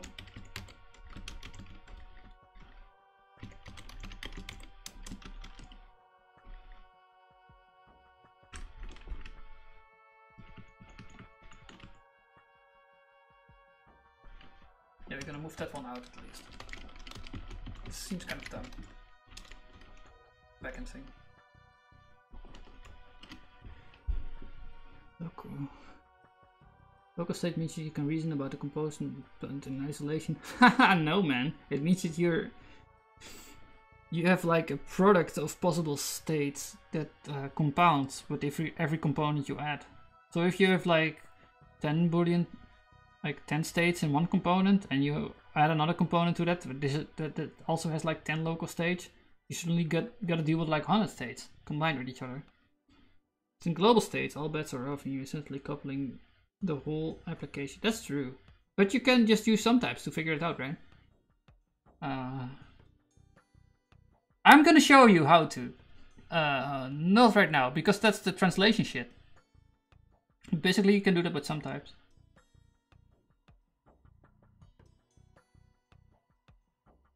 Retestable, of course. But to clarify, I said local state, I mean no event escape.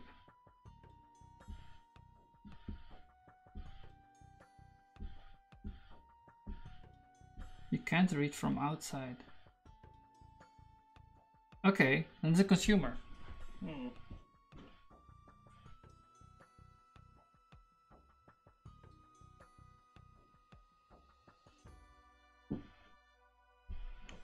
Maybe.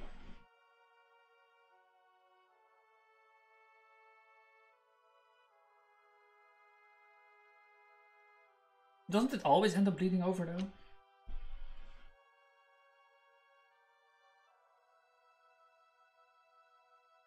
Single ownership constraint.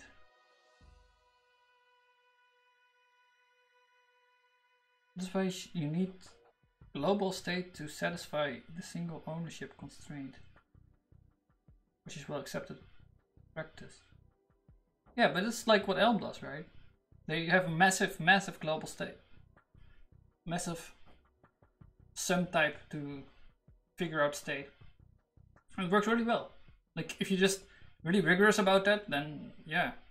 And you could also kind of compose programs like that.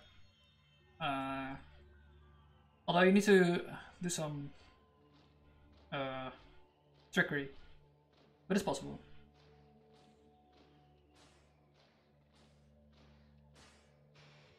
And it's also surprising, like, the more I think about it, why didn't I make this now? I knew Helm, you know? Like, I knew the tools here and I knew how good it was. But, yeah. Got a desire to experiment at least.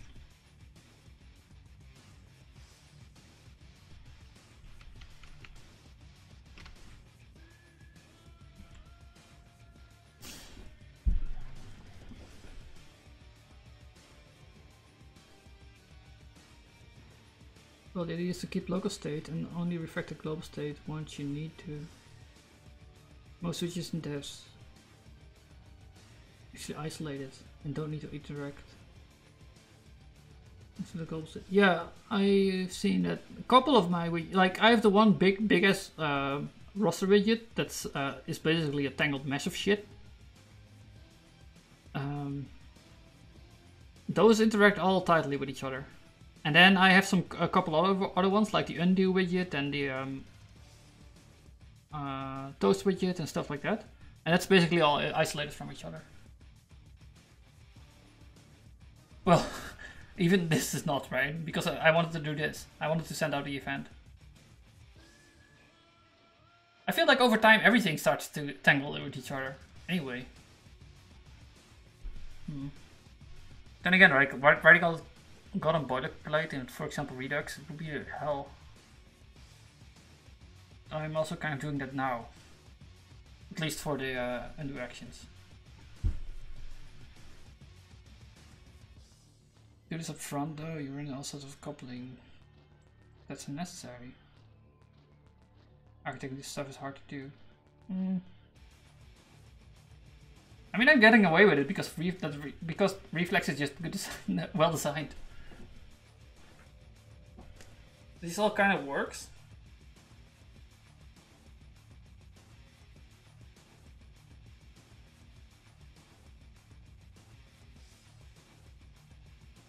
I mean, I don't like. I don't have trouble understanding this shit. I feel.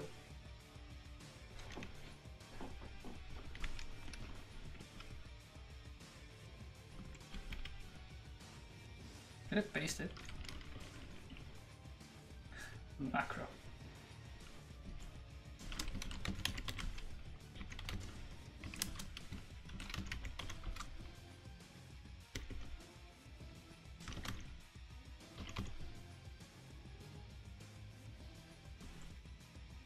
Oh, it's there. Okay.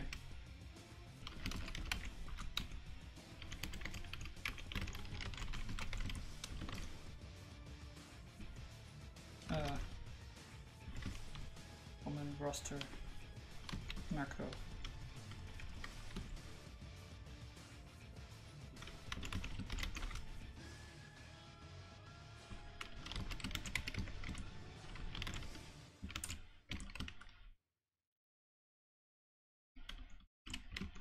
Where's the is acceptable thing then?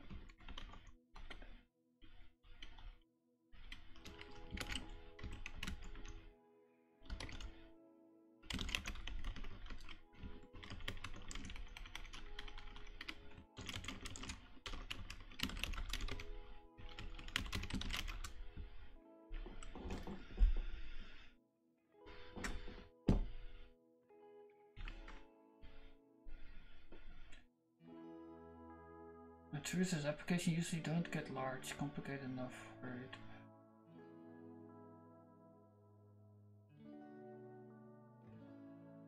But it's an accrued technical debt over time.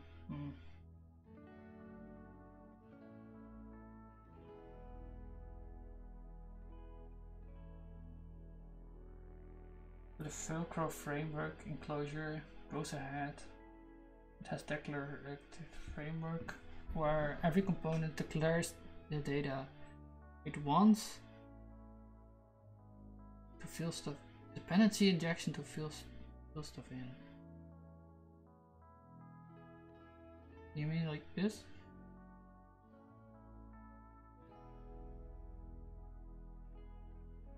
And like the fact that I'm saying a widget means it's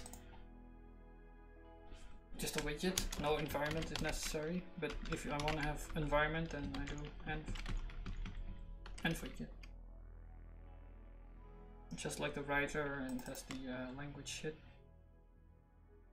It's env. It's long time. Fake it. Fake it with MTL style. Which works interestingly since it's large product. There's zero boilerplate. Zero boilerplate. Zero devs!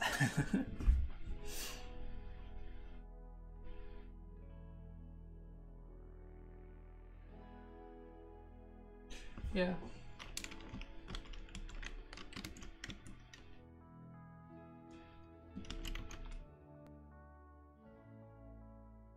Even lazily fetches data from server.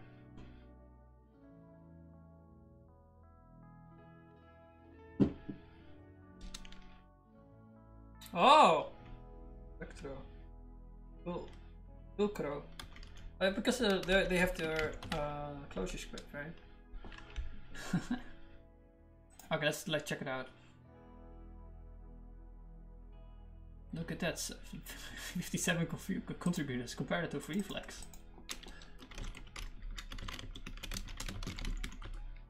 Like 3. You know a problem that because many sites shows up. You know it's obscure. Oh, 2 more. I thought it would have way less though. It's respectable. I mean, I thought Reflex would have way less, like 10 or something. And again, I imagine this is younger. Yeah, it is.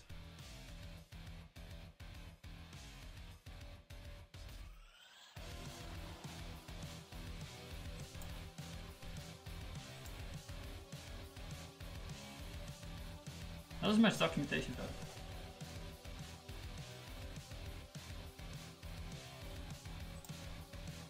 Oh, it's all here. Data driven, whatever that means. Oh, that's like data's code, right? That's the Lisp mantra. Cohesive architecture.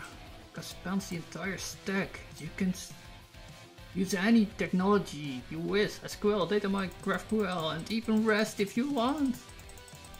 Doesn't do servant though.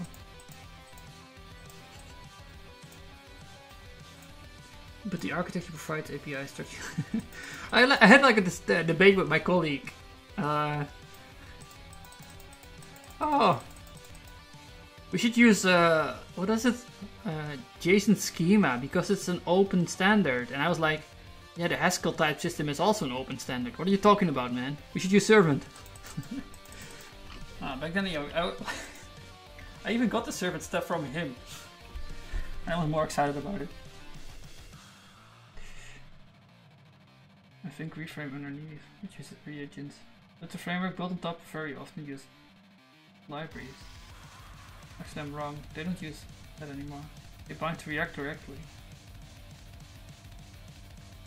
I've played about it once already. I like these full stack setups. I think this is the way to go in any language. Like, you should just pick one language and go full stack. Like, you should pick whatever, Rust, you should pick Haskell or Clojure, whatever. And go full stack. That's totally the way to go. Don't pick JavaScript though, that sucks. Pick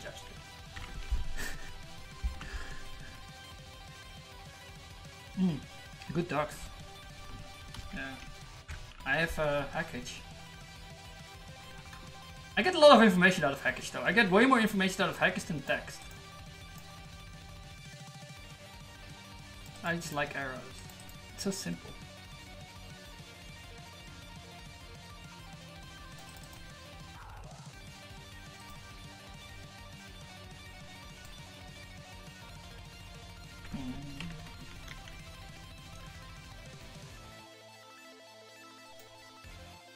Oh wait, I can't open it like this.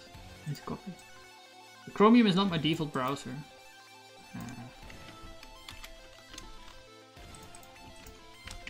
I just don't have speed on stream.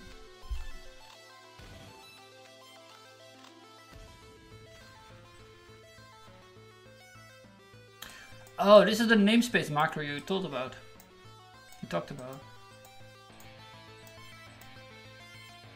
What I find so weird about closure is that it's not a tree.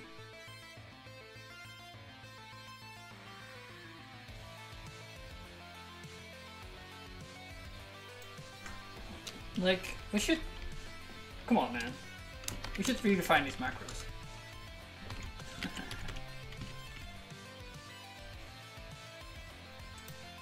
It's even in a list here. Why don't they do that?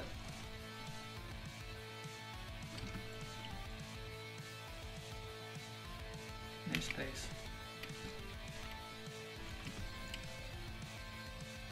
The first argument is require. The second argument will be a program. And then we jump this shit in there. So we know it's in the namespace, right? Like it's yeah.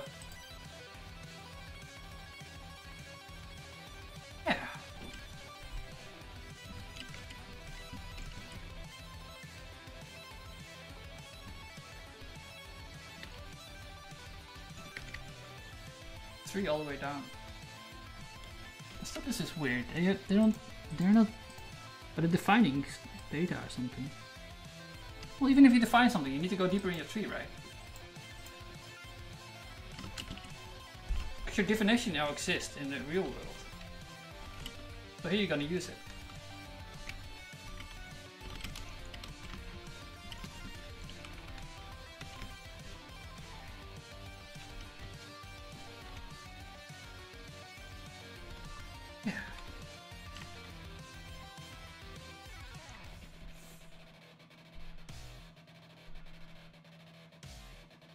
There's a reason why it's such a reason, but people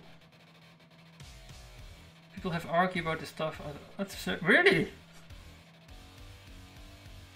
practically orientated. Well, like if you do it like how I told you to, then you would get like large trees. Like it would keep on going deeper and deeper, and more to the right.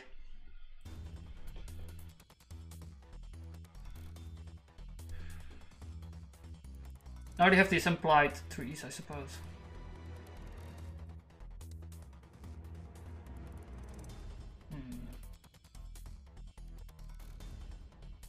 This is compiled, by the way. What's the backend macro? File name, model name. It does right now, right?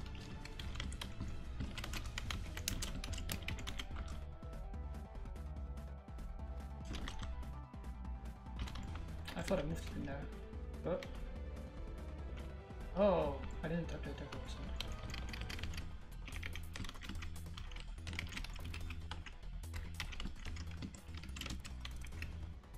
That's a call macro.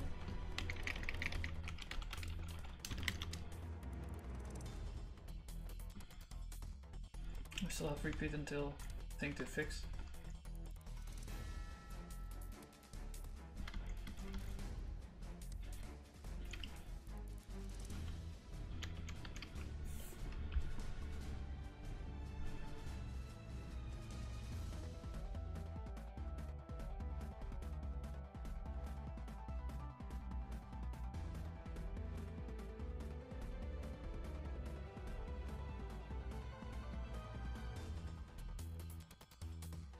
I'm gonna put repeat until in here too.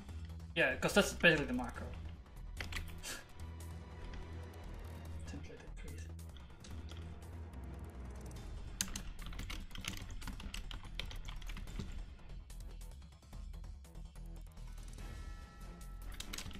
Yes, that's great, man.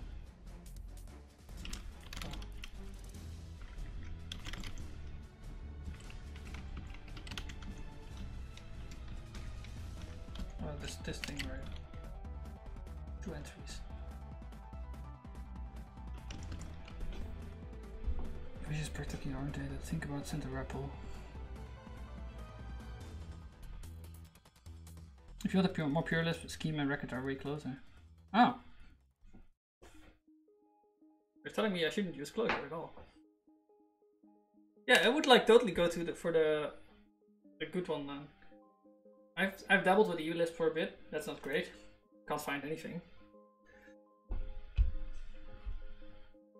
Purity is overrated. Slows you down. Dude, you're talking to a Haskell programmer. What the hell?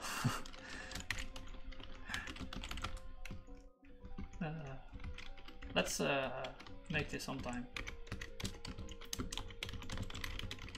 But another time, because I need to go. Have a break. Until tomorrow. So I want to do some other stuff too.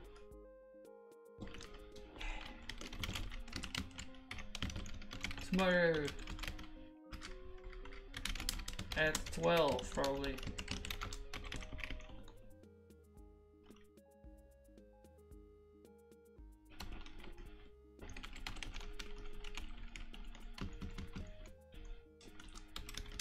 To do R flips, need to delete for every generated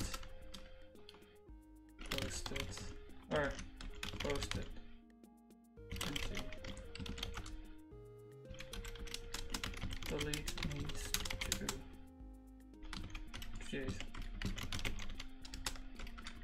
create a post. Okay. Only purity within the struct closure is way better. Need a scheme or racket. Use FP while closure. Oh, really? That's weird. That's really weird. I would expect the pure or like the more Lisp-like ones to be more FP, but apparently no. Enclosure are persistent immutable, like in Haskell. Oh.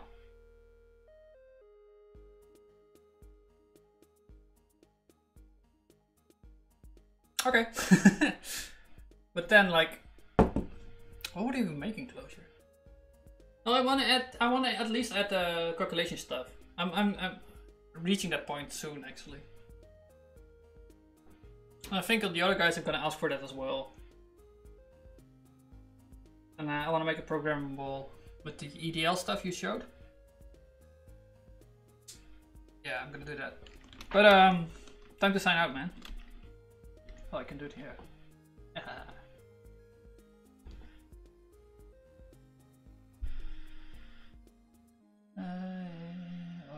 Break off or ending. Ending. Yeah, see you, man. Nice stream. I'll be back tomorrow. Until then, goodbye.